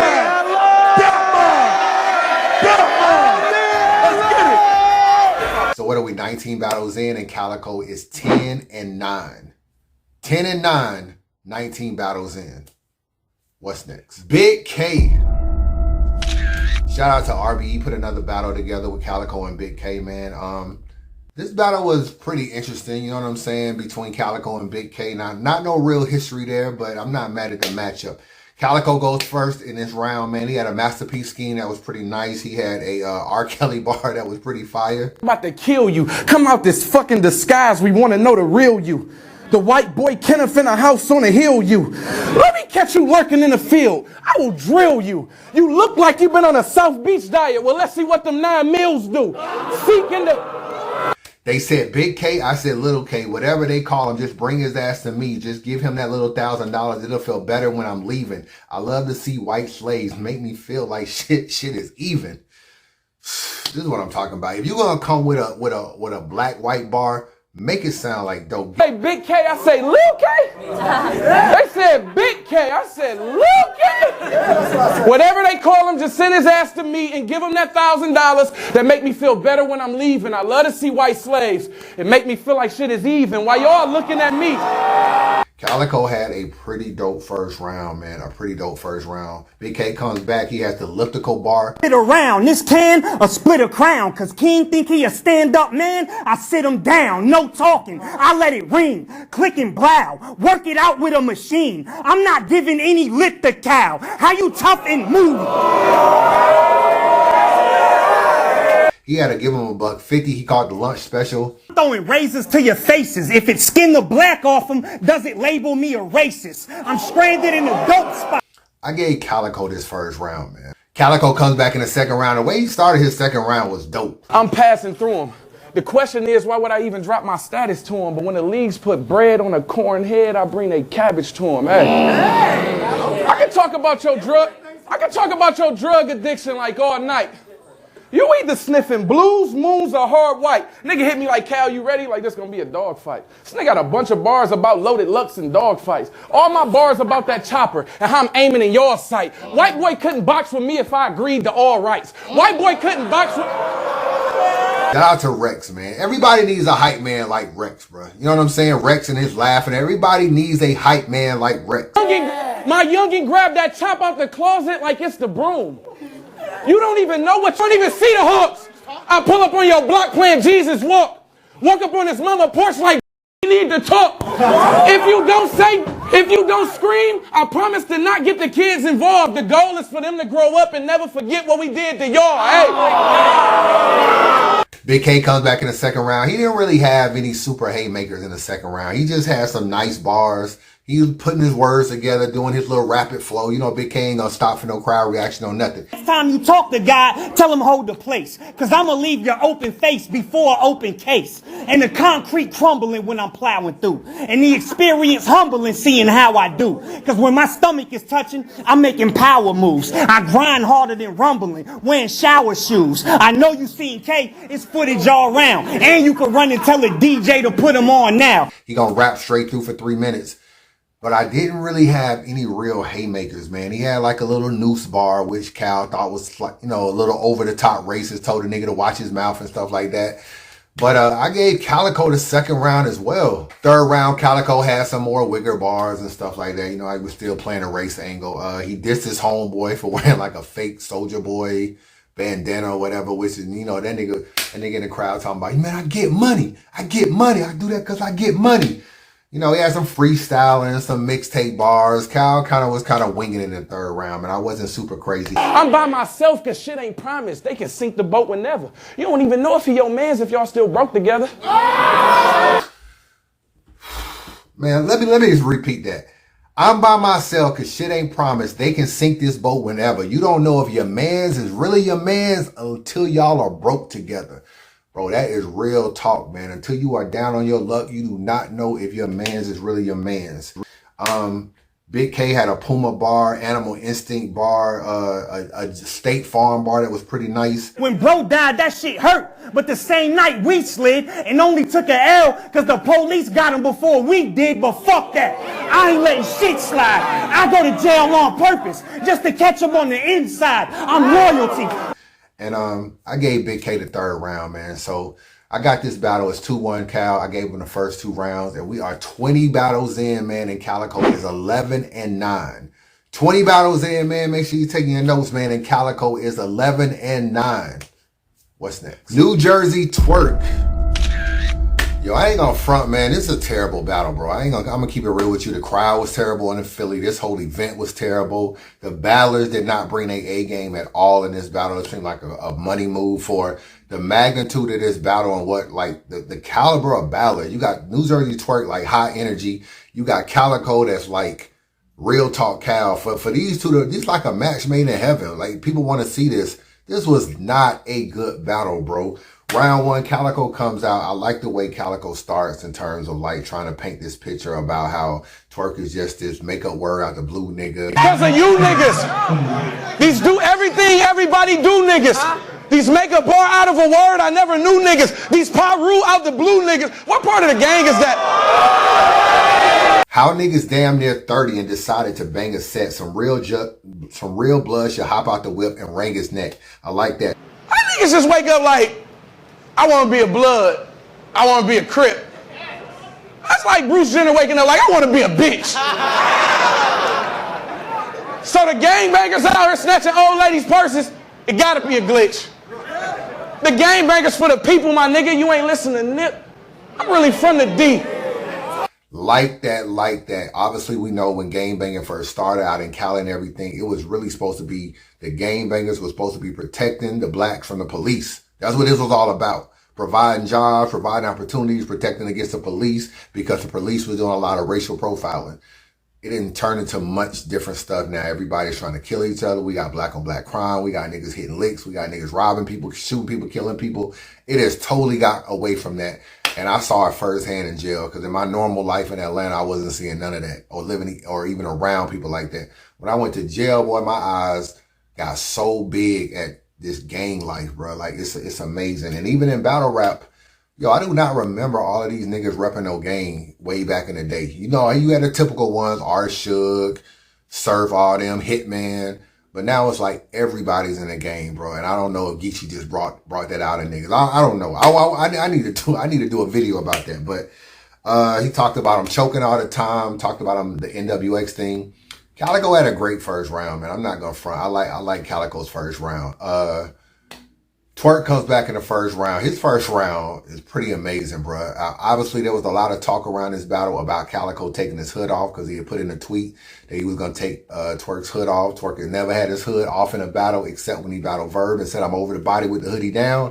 Y'all think he tough? Because he said, I'll pull my hood off? Cool, that's all? I'll be more impressed if you live after it. Let's see if you can pull that off. I'm a bang. Obviously, he had to strap in after that. He also had to check engine light, which was an amazing bar from him. I gave Twerk the first round. As good as Calico first round was, as much real talk as his first round, Twerk could do no wrong in that first round, bro. Calico comes back in the second round. He talks about, you know, more about Twerk snatching purses. He has a Maxine Overton bar. We pretty much have heard Maxine living single bars over and over again in battle rap. I don't really know why that's even in Calico's repertoire at this point of his career. He had a bar. This is an interesting thing. He's on the Drake card. He dissed Drake twice, bruh, before he ever got on a Drake card. Remember, he dissed him in a Pat State battle. I showed you that earlier. How did y'all ever have hope for this nigga? I'm better than him and every nigga that wrote that shit with you. I couldn't wait for this. You battle niggas think it's cool to write each other raps. I blame Drake for this. Stomach shot. That was pretty much another Drake diss. I'm really rolling around with the shadiest niggas. My cousin saw his cousin at the club and tried to pay me to kill him. I'm just putting you in the mindset. Yeah, he rap good, but I ain't lied yet. They playing with flags. Right after this bar, and a little bit later, he loses his place. Tries to bring it all the way back. He brings like damn near like half the round back, bro. It was so far back. He brings it back. He gets booed the whole nine. Damn near just stops the round or whatever. I ain't gonna really necessarily say choke, but it was very awkward, bro. Like, I think he really forgot where he was, because he got such a huge reaction with the whole I ain't lie yet stuff. Forgot where he was, brought the round way the hell back, and then got booed, and then was like the hell with it. So you could, he was on his way to choking, man. So that was kind of a weird way for his second round. Twerk comes back in the second round because of what was going on with Calico. Remember, I told you he brought the round back and got booed. It started to set up. Remember, they both had crazy first rounds. Now, all of a sudden, the Philly crowd is on these niggas. They own Calico because he brought the round all the way back. It fades over in the Twerk's round. His first couple bars, he getting booed, and they really not that bad, to keep it real with you. I'm gonna keep it 100. Yo, let's get it. No pull. Let's let these big dudes rap. He finally gets a reaction when he gets to the cow tipping bar. Bigger nah, bow with them, trend shit, town business. Tell the goons load the trucks up, we going cow tipping, lean on. I battled Stack Almighty. At one point, QP was the best in the glove, but since I got a lazy clean that got swept under the rug, fire bar. Calico has a better second round. He just has a better second round. So I gave Calico the second round. So now it's 1-1 going into the third. Round 3, Calico comes out. He does like a fake strapped in or whatever the case may be. He starts having these mic issues, man. Sticks will fly. 2 fofos will turn him into a half. He gets simplified. Knock him out of his hood. He getting gentrified. This is Rum Nitty. This is Geechee Gotti, Av, and Clips. And then he starts freestyling and he gets booed. You know what I'm saying? And that was pretty much Calico's third round, bro. Twerk comes back in the third round. The Philly crowd wasn't really feeling him, just like they wasn't feeling Cal a lot of his second round as well. He had a Meineke bar that was pretty cool. My mind vexed. Let's see if he can survive text. Next nigga that say I stole a purse, then I'm gonna go give him a 9 West. I like that. You know what I'm saying? You got a 9 West, that's a manufacturer, and then you got the 9, the weapon. Then he brings T-Top out, bro. Very awkward. T-Top's now T-Top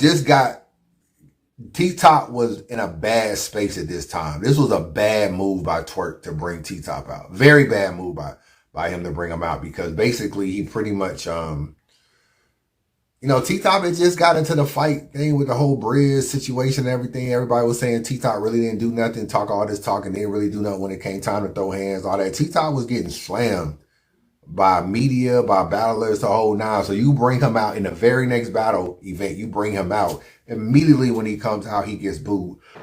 Had to go and ruin things. Hey, don't speak too soon, King.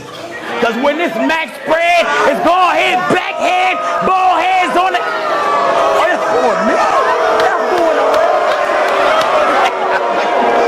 I'm all seeing. I thought they would have wanted to see it. Let's get it. Hold it down. Hold it down. Hold it down. Cool. Hold it down. That shit is hilarious, bro. That nigga like, y'all niggas booing me? And niggas like, oh, hell no. Like, I'm never battling in Philly. Man, if I just take what I heard, man, I would probably get this round to Calico, man. You know what I'm saying? And Calico kind of recycled too. It's like really hard. He recycled like a couple lines too, bro. I'm gonna keep it real, from like one of his mixtapes. You know what I'm saying? That was also verified later as well. This is another hard. This really could go either way. I'm just gonna take what I heard, man, and I'm gonna give Calico this battle 2-1. But we are 21 battles in, man, and Calico is 12-9. 21 battles in, Calico is 12-9, man. What's next? Calico, you are not that good, bro. Let's just go ahead and be real, man. The reason why nobody can really take you serious on stage is because we don't know who the fuck you are, man. We don't know. Calico's whole career, we don't know who he is. He's been telling us another nigga's story, which is his daddy. He's been telling his daddy's story for 12 years. We don't know who Calico is. A-Verb. Shout out to A-Verb, man. Shout out to Calico, man. I actually like this battle, bro. I know I be talking sometimes about the island god A-Verb and the wind, the moon, the stars. When I went back and really watched this battle, man, I was kind of surprised at just how good Verb was in this battle, man. How I do young niggas. I do them like kids, just grip their faces. Luxe $150 you. I'ma match the $150. Let's split the payment. You can never run the Midwest, nigga. You come pacing. This when I show y'all the dark side of the island where Crystal Lake is. I'ma drown them, cause these waters too deep, but it's motivation. Cause Verb make these niggas monsters. Once I bring them back up, they become Jason. He basically said, I'm going to drown you, but once you battle me, when you come up, you Jason. Still playing off the Crystal Lake stuff. I actually like Verb first round, bruh. Verb really like, he wasn't, I know Verb ain't the old shoot 'em up, bang, bang, Verb pulling, but Verb was actually pretty good in this battle, bro, in his first round. We don't rock, nigga. Every time we speak, it's a short hello. Razor blade, slide all down your chest, how we part rellos. You a little nigga. Out the charge on 30, you'll spark metal. I'm OG, old trailblazer. Gotta keep the car mellow. See, I learned how to do that dumb shit from smart fellows. Niggas like you gotta poke their chest out cause they heart jello. Calico comes back and our man talks about how he been plotting to get at A-Verb or whatever. It seemed like he had this plan to battle Verb and Hitman at some point in time, man, just to show that he's like the top dog in the Midwest. And then he's talked a lot about him being feminine. Verb versus Holla. It's the last time I felt you did something. Let's keep it trill. You feminine, Verb, and you can't help the way you feel. I just get vibes of women from Verb. I'm just keeping it real. That's why when you talk about gripping a steel or shooting a gun, doing the Elvis move, I just see the Elvis move. You just like niggas in jail. You will keep making up lies as long as someone is there for you to tell them to. That is so real, bro. Like, all it is niggas in jail, all they do is talk about the hoes they fuck and the money they make. That's all they talk about in jail. Hey, man, when I was on the block, man, I had pounds and pounds and ounces and ounces and all the money they make. I had stacks and all the chicks that they smashed. That's all niggas talked about, man, is a bunch of jail stories, man. So you just like niggas in jail, you will keep making up lies as long as there's someone there, someone sitting there for you to tell them to. Definitely like that. But I just bought some brand new titties for the Draco. X already put him in a box, gave him a halo. Now it's a war zone. Shooters dropping into the AO. Hey, vegan. I see a ham sandwich with heavy mayo. I ride up, slide, and give him a paint job. Welcome to Mako. I gave Calico the first round. Verb comes back in the second round. His second round is mostly a showtime. But it's actually fire, man. You ain't got to roll with 30 niggas to be protected. Like, he really got into a lot of stuff with the showtime. I can smell the scent of fear and pheromone through your cologne. For you, it's hard to be a stand-up nigga when you stand alone. I got both sides, bro. Dope lines, 4-5s blow. Then switch to the most high, Muslim multi with the bow tie flow. Bipolar, but both guys woke and both like smoke. After you die, we post like jokes and we both might toast. Verb the greatest. I came for the fight, so skip the way in. Ain't no way out. Your lines ain't going nowhere, nigga. Let's skip the mazes. You are basic. Ain't no chink in my armor. Not a liquor Asian. Calico comes back in the second round, man. He has a fire second round, bro. He talks about Verb and the whole, kind of does a verb down, add adjectives, kind of little scheme. It was pretty clever. He also rebutted Verb. You know, when Verb said in the earlier thing, yo, you ain't got to roll with 30 deep. You ain't got to run with 35 niggas to feel protected. Because when you solo and you still got that I'm deep energy, it's more respected. But you gonna say Cal be rolling? He talking about Cal be rolling 20 deep. Nigga, I don't fucking care. Like I was supposed to roll with my circle because he a fucking square bitch. I was 12 years old when I found out sandwich bags was made for sandwiches. Come on, man. You rambling. My bar's consistent with what I'm standing in. Nigga, I was 12 when I found out sandwich bags was for sandwiches, and I got good sandwiches. I got Calico taking the first two rounds, man. In the third round, I got Verb winning the third clearly. Calico took kind of a Black Lives Matter approach in the third. Really didn't address Verb really at all, really much in the third at all. So I always had this battle 2-1, Calico giving him the first and the second. And we are 22 battles in, man. 22 battles in. Calico is 13-9. 22 battles in, Calico is 13-9. What's next? Hitman Holla. Shout out to Hitman, man. If you have not checked out that Untold Truth, man, definitely check out Hitman's Untold Truth, man. And prayers up for Hitman. Everybody know he went, his girlfriend went through that tragedy and everything, and she seems to be doing much better. So big salute to Hitman for that, and big prayers out to Sentiment for that. This battle right here, I was in the building for, man. This was a crazy, crazy battle, man. Actually, one of the main event battles that actually lived up to a main event. We don't see a lot of main events live up to main events. Calico comes in the first round, man. I've been lying to you since you've been lying to me because you said you my mans, but the handshakes didn't match the smiles to me.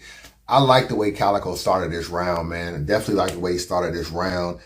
He had an Idaho vegetable steak bar. Type of nigga on the internet, down in your blood brother, knowing you supposed to be his backbone. I'm the type of nigga on the internet, supporting complete strangers as long as they black on. We nothing alike, holla. Definitely like that bar. The presidential rolling impeach bar was fire. Only problem with Calico's first round, he went exactly the time limit, bro. You know what I'm saying? And sometimes as a main event person, we want to see you give more than sometimes. I ain't gonna say you gave less, but we would have liked to see you give more. When he ended his round, everybody in the building was like, that's it. And he had a good first round. You know what I'm saying? It wasn't like the round was trash. It was like, Damn, that shit felt quick as hell. It felt short as hell in the building. Hitman comes and drops damn near a 6-minute round on this nigga, bro. He like, Hitman like double his time in the first round, bro. Ladies told me it was $195,000 to get that Benz off the showroom floor. Guess what I did? I went and got that motherfucking Benz right off the showroom floor. And now they got me battling a nigga that I used to have to wake up off a showroom floor.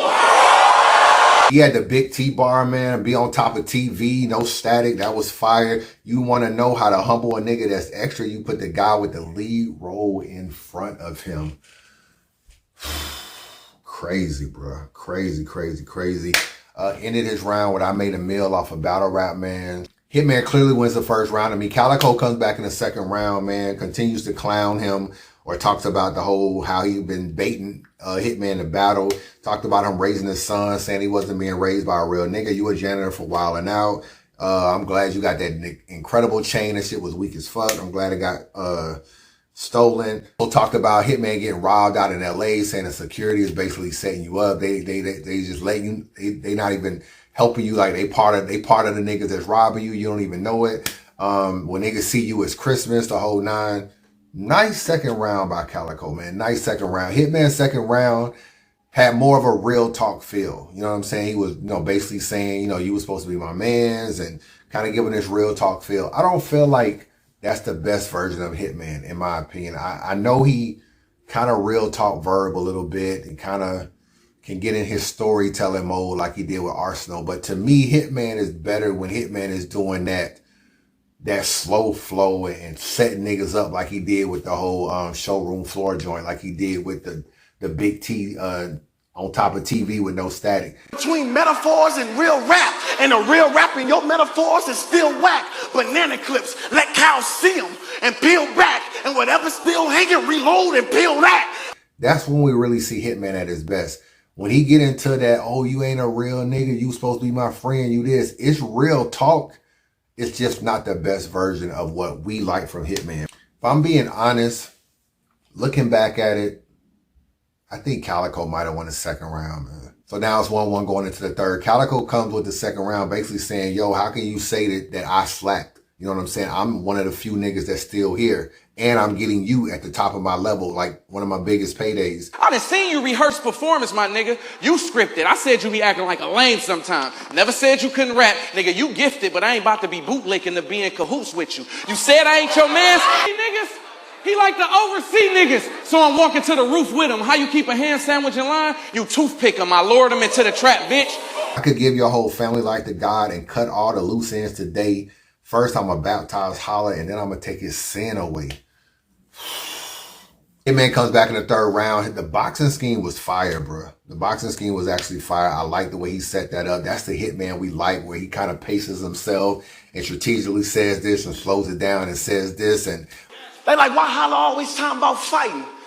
Well, maybe because I got a boxer state of mind, boy. I'm Ali with the talking, Tyson with the walking, I'm Floyd with the money, I'm Wilder with the barking, I'm Shane with the women, Canelo with... Let me cook. Watch this. He had it working on that. I don't care if it was 50 of y'all and just a few of you. The next time you wear all black, it would be to a funeral with blackface all over the body. Like, what did they do to you? He's seen all type of guns, but his Calico looks unusual. Like that, he had the nutrition, Cal at the bottom of the box, like nutrition facts, like that. The Fab 5 scheme was cool. 100 just to get me on stage. That's my man's rate. And when I say 100, that's after what Uncle Sam takes. That's fire, bro. That's fire. Hitman Holla 1-0 going in the second round. Calico come out in the second round. I like the whole angle about you raising your son wrong. But had his son, Hitman Holla had his son record him knocking a nigga out in a barbershop where he should have handled the situation differently, maybe. Then he told his man who was heckling him in the background, he said, shut up, nigga, you a worker, nigga. He in the middle of that, you know what I mean? This battle was intense, man. He said that you was in the projects, you know what I mean? And the goons was like, man, what is this, Christmas? Like, you know what I mean? Calico was talking to Hitman in that second round, man. Hitman comes out. He said, you rather team up with niggas that do podcasts with niggas, he got that pistol whip him. Yo, talking about Mook, yo. When I think Math had back in the day, had a situation with Mook. Now he doing a podcast with him. That's where that came from. And he said he gave Calico family tickets to the Wild 'N Out show, man. Crazy, crazy, crazy. Second round, man, though. I got Calico taking the second round. Round 3, Calico comes out, man. He said, you quoted me in the biggest battle of your life. That makes me a legendary itself, nigga. That makes me a legend by itself. Like, that was a crazy bar and setup. How you keep a sandwich in line with a toothpick? Like, you know what I mean? He was talking that street shit. Calico definitely ended strong in his third round. Calico had 3 solid rounds. Hitman came out in his third round though, man. This battle's still up for grabs. It's 1-1. He had this whole boxing build up that led to no punch. Like it was like, yo, I walk like Mayweather, I talk like Ali. It led to nothing. Like the punch, it didn't have a payoff, like, you know what I mean? But he did have a fire bar. I'll leave Cal at the bottom of the box. Nutrition facts, that was a hot bar, man. And I like his Fab 5 scheme. Also, they didn't shake hands at the end of the battle. I didn't like that. Like, you know what I mean? You should show better sportsmanship, man. Show these youngins how to do it that's coming up, man. Y'all show better sportsmanship. But I gave the third round, after the second watch, by the way, I gave the third round to Hitman Holla. Slight edge, man, in the first, in the third. You could argue he even won the second, you know what I mean? So I got Hitman Holla winning this battle, 2-1, man. I originally thought Hitman won this battle, man, but if I'm really looking at it, I like Calico third round, man, so I'm gonna go with Cal's second and third round in a very, very, very close battle, bro. Very close battle. And so we are, what, 23 battles in? 23 battles in, man, and Calico is 14-9. 23 battles in, and Cal is 14-9. What's next? Geechee Gotti. Who really won this battle, man? You know what I'm saying? A very, very close battle. You know what I'm saying? It's very close on the app, too. You know what I'm saying? I think Geechee is kind of edging it on the app, if I'm not mistaken, but very, very close battle. It was just a matter of time before these two people had to meet, you know what I'm saying? Two people at the top of their battle rap game. Geechee Gotti sets it off, man. Battle rap is my shit. I'm really him. It used to be Rock, but the face changed over the years like Little Kim. Like that bar. I was really clapping shit. After the mission, we didn't talk. You had to be there like an app event. Like that bar as well. I will shoot your mama with her sister. Don't get me agitated. Cannons blazing. Your mama dead and your antibody. At least he was vaccinated. Nigga. Then he ends his round with the 911 jazz bar. I like Geechee Gotti first round, man. I definitely like his first round. Set the tone really, really well. Calico comes back in the first round, man. I kind of felt like he started off a little bit slow, you know what I'm saying, compared to how Geechee started off. Still had some nice bars in there. Clip hanging out like the tongue on a dead dog. That was cool. We back on Summer Madness again. He goes through that little whole thing. He really didn't heat up until he got to the part where he was saying about this right here, knock a tree down. From there to the end, to me, is where Calico really heated up the most, man. That's when he had to, y'all need to take lessons from the great. I put a tight security system on him. I had to press him from the gate. Fire bar. The URL timeshare bar. Come on, man. Mr. Never influence niggas to rhyme weird. These niggas think the URL they home, bitch. That's a timeshare. Think Uncle... When I first watched this battle, man, I had Calico winning the first round. This is when I watched it live on Caffeine. I really feel like Geechee Gotti won this first round, man. I thought his round was a little bit more consistent, a few little more bars in there I particularly like. And sometimes when a person goes second in a round and it's actually a good material, you can kind of feel like they may have won that round. But actually going back and watching, man, I feel like Geechee won this first round. We're not going to even go over the second round, man. The second round is clearly Geechee Gotti, bro. Like, he just had haymakers after haymakers. Like, he touched pretty much everything from your pops took care of you, your pops wasn't a lost nigga. He was really trying to teach you. You didn't want to follow direction. All the way from there to the whole, he ended it with the whole prep bar. I want to act like dog a threat. Same nigga who was skinny dipping with 6 different bitches. Come to find out they all was prep. And when it's real. The funny thing about the prep bar, Calico don't even know what's going on with prep, bro. Rapper prep. Go ahead, Tom. And then I think he asked X Factor, one of his mans, like, yo, is prep gay? Like, he don't even really know the prep reference. Prep gay? Oh.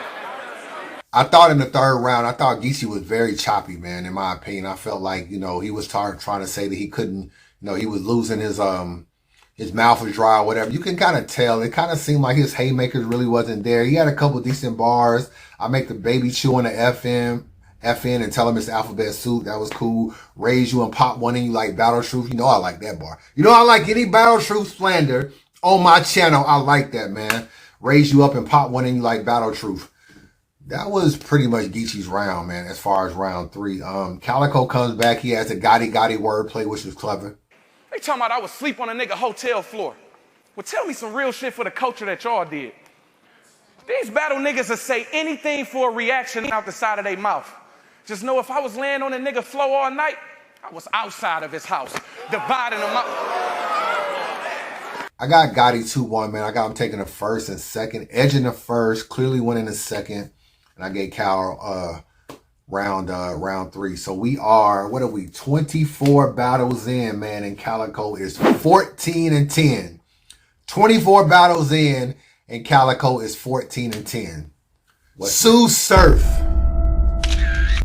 Crazy battle, man. Just took place, man, on the Drake card. A rematch. We don't get a lot of rematches, but we got a Surf rematch, man. And Surf was definitely focused in this battle, man. Calico was on one in this battle, too. Surf goes first. I got the gun in hand. They say gangsters don't dance. I made plenty do the running, man. I like that bar. He had a calzone bar that was fire. A rigor mortis bar that was fire. I see that kid home alone. I pop up holding chrome. Next time Cal will see him, he'll have an open dome. Yo, one thing about Surf's new style, I don't know where he got it from, but he wasn't always rapping like this. And that's why there's a lot of little rumors about like where all this is coming from or whatever. But Surf is becoming a back-to-back puncher, man. I'ma tell who'll tell. Rule 1, we killing formats. Gunner-Taurus, Whipper-Taurus. Nina with me, bitches gorgeous. Standard hold 16. Extendo with a chorus. Bully who? I'm usually the one that'll stick up for us. Grant his wish. My shooter got goggles like the nigga Horace. Dump stuff. Swing them shits like nunchucks. Nigga Norris. Body shot and a body lock from the rigor mortis. I hear Cal. I'm going to tell you right now, if Surf is going to be coming like this with the back-to-back punches, he going to be hard to beat on that main stage, bro. I like Sue Surf first round, bro. I thought it was a little bit short, and I thought he ended awkward, in my opinion. You know what I'm saying? It was almost like he didn't jersey, but he just kind of stopped. You know what I'm saying? Like it felt like it was the end of his round, but then he felt like he was going to give you more. It was just a weird ending. Calico comes back in the first round, has a T.I. escape, tiny kind of scheme. It was cool. This is when he talked to him about teaming up with Rock and Easy. You know what I'm saying? Like, yo, I can tell they influencing the way you write. I don't know if that's true, but influencing the way you write. You put him down on your team. He talked about that. Nigga, a bitch, I'll wipe his face. Don't even craft your bars aggressive. You better figure out how to diss me in a nicer way, cause the clip hang. I will bow his head. Tonight we pray. Tell Caffeine, this is not for the act. It's on site today. Fuck a hurricane. Snitch write your raps. He must write your statements too. The whole Adi Boom thing. I gave Calico the first round, man. Calico was on one in this first round. Gave him the first round. Surf comes back in round 2. Rebuttals the Adi Boom part. He just said, yo, a snitch write your raps. He must write your statements too. Surf comes back, talk about how Adi Boom is not even allowed in Jersey. He don't even got an ID in Jersey. I ain't mad at the rebuttal, man. I am not mad at the rebuttal. And he had a little scheme, man, talking about next time you skinny dip it to be in a pool of blood. That whole little setup was crazy. The over-the-net Federer bar was crazy. This is what I mean with the back-to-back punches. They gotta pray for I pray. That's just regular. I run with predators. 2 clips slip. Pro editor. Been had classics over the net. Federer. Squeezing the crowd. I hit a heckler with a... She could do this all night. 16 scratching arms. A bad case of eczema. Yo, Surf wordplay in this battle, man, was fire, bro. You know what I'm saying? He had definitely a nice second round. This is after I gave Cal the first. Surf comes back, you know what I'm saying? Takes that pressure from Calico in that first round, comes back and has a dope second round. Calico in the second round, Calico also rebuttals. The whole Cade Cunningham, which was something Surf said earlier. The Cade Cunningham BMF, you know, we tired of the current events. That was a fire rebuttal. He had an ESPN scheme. It was cool. Kind of like the whole little Max V, Stephen A. Smith, first take part in interruption. That was pretty cool and some more slick wordplay. This was a close round, man, but I gave Surf the second round, man. I gave Surf the second, and we don't even need to go into the third round because Calico had a real awkward ending to his third. It was like he choked, but then he kind of like said he had 4 more bars, but then he had these awkward pauses or what. I don't really know what was going on. It really ruined the momentum of his 3rd round. It's only 4 more bars. It's only 4 more bars. It's only 4 more bars. Surf had a great 3rd round. I got Surf winning the last 2 rounds of this battle, man, and winning this battle 2-1. Good battle for Surf. If Surf is going to be like this, then no matter who he stands in front of, his star power is going to take over. But if he comes with the bars like this, he's going to be hard to beat, bro. Like a nigga like there was a time when I would think Cortez could beat him. Like, yo, Cortez can hang with Surf. Cortez could never hang with Surf on a big stage. Never, bro. Never hang with Surf on a big stage. It's going to take somebody with some crazy star power as well. Maybe like an Easy, a Good, somebody that commands that attention. But good battle by Surf, man. I got him winning 2-1. 25 battles, man, and I got Calico at 14-11. 25 battles, and I got him at 14-11. That concludes his battle record, man. Shout out to Calico for giving us this great material over the years. You know what I'm saying? Y'all let me know after 25 battles where you have Calico at. More battle records coming. Thanks for the support, man. Whoever you want me to do a battle record on next, put it in the comments. Let me know what's going on, man. There's some people I'm thinking about. I would love to do as many battle records as I can. You see, this stuff takes a lot of time. I got to figure out a way to kind of shorten this and make this a lot quicker. It's going to be hard. And a lot of these niggas got hella battles, bro. You know what I'm saying? Let's just be honest with you. A lot of these legends got battles after even Geechee Gotti, I looked it up, got like 51 battles. A lot of battles, bro. But I'm definitely interested in doing some more. You know what I'm saying? So let me know, man. Thanks for the support. Thanks for watching this entire video throughout. I appreciate it, man. Subscribe to the channel and holla at your boy.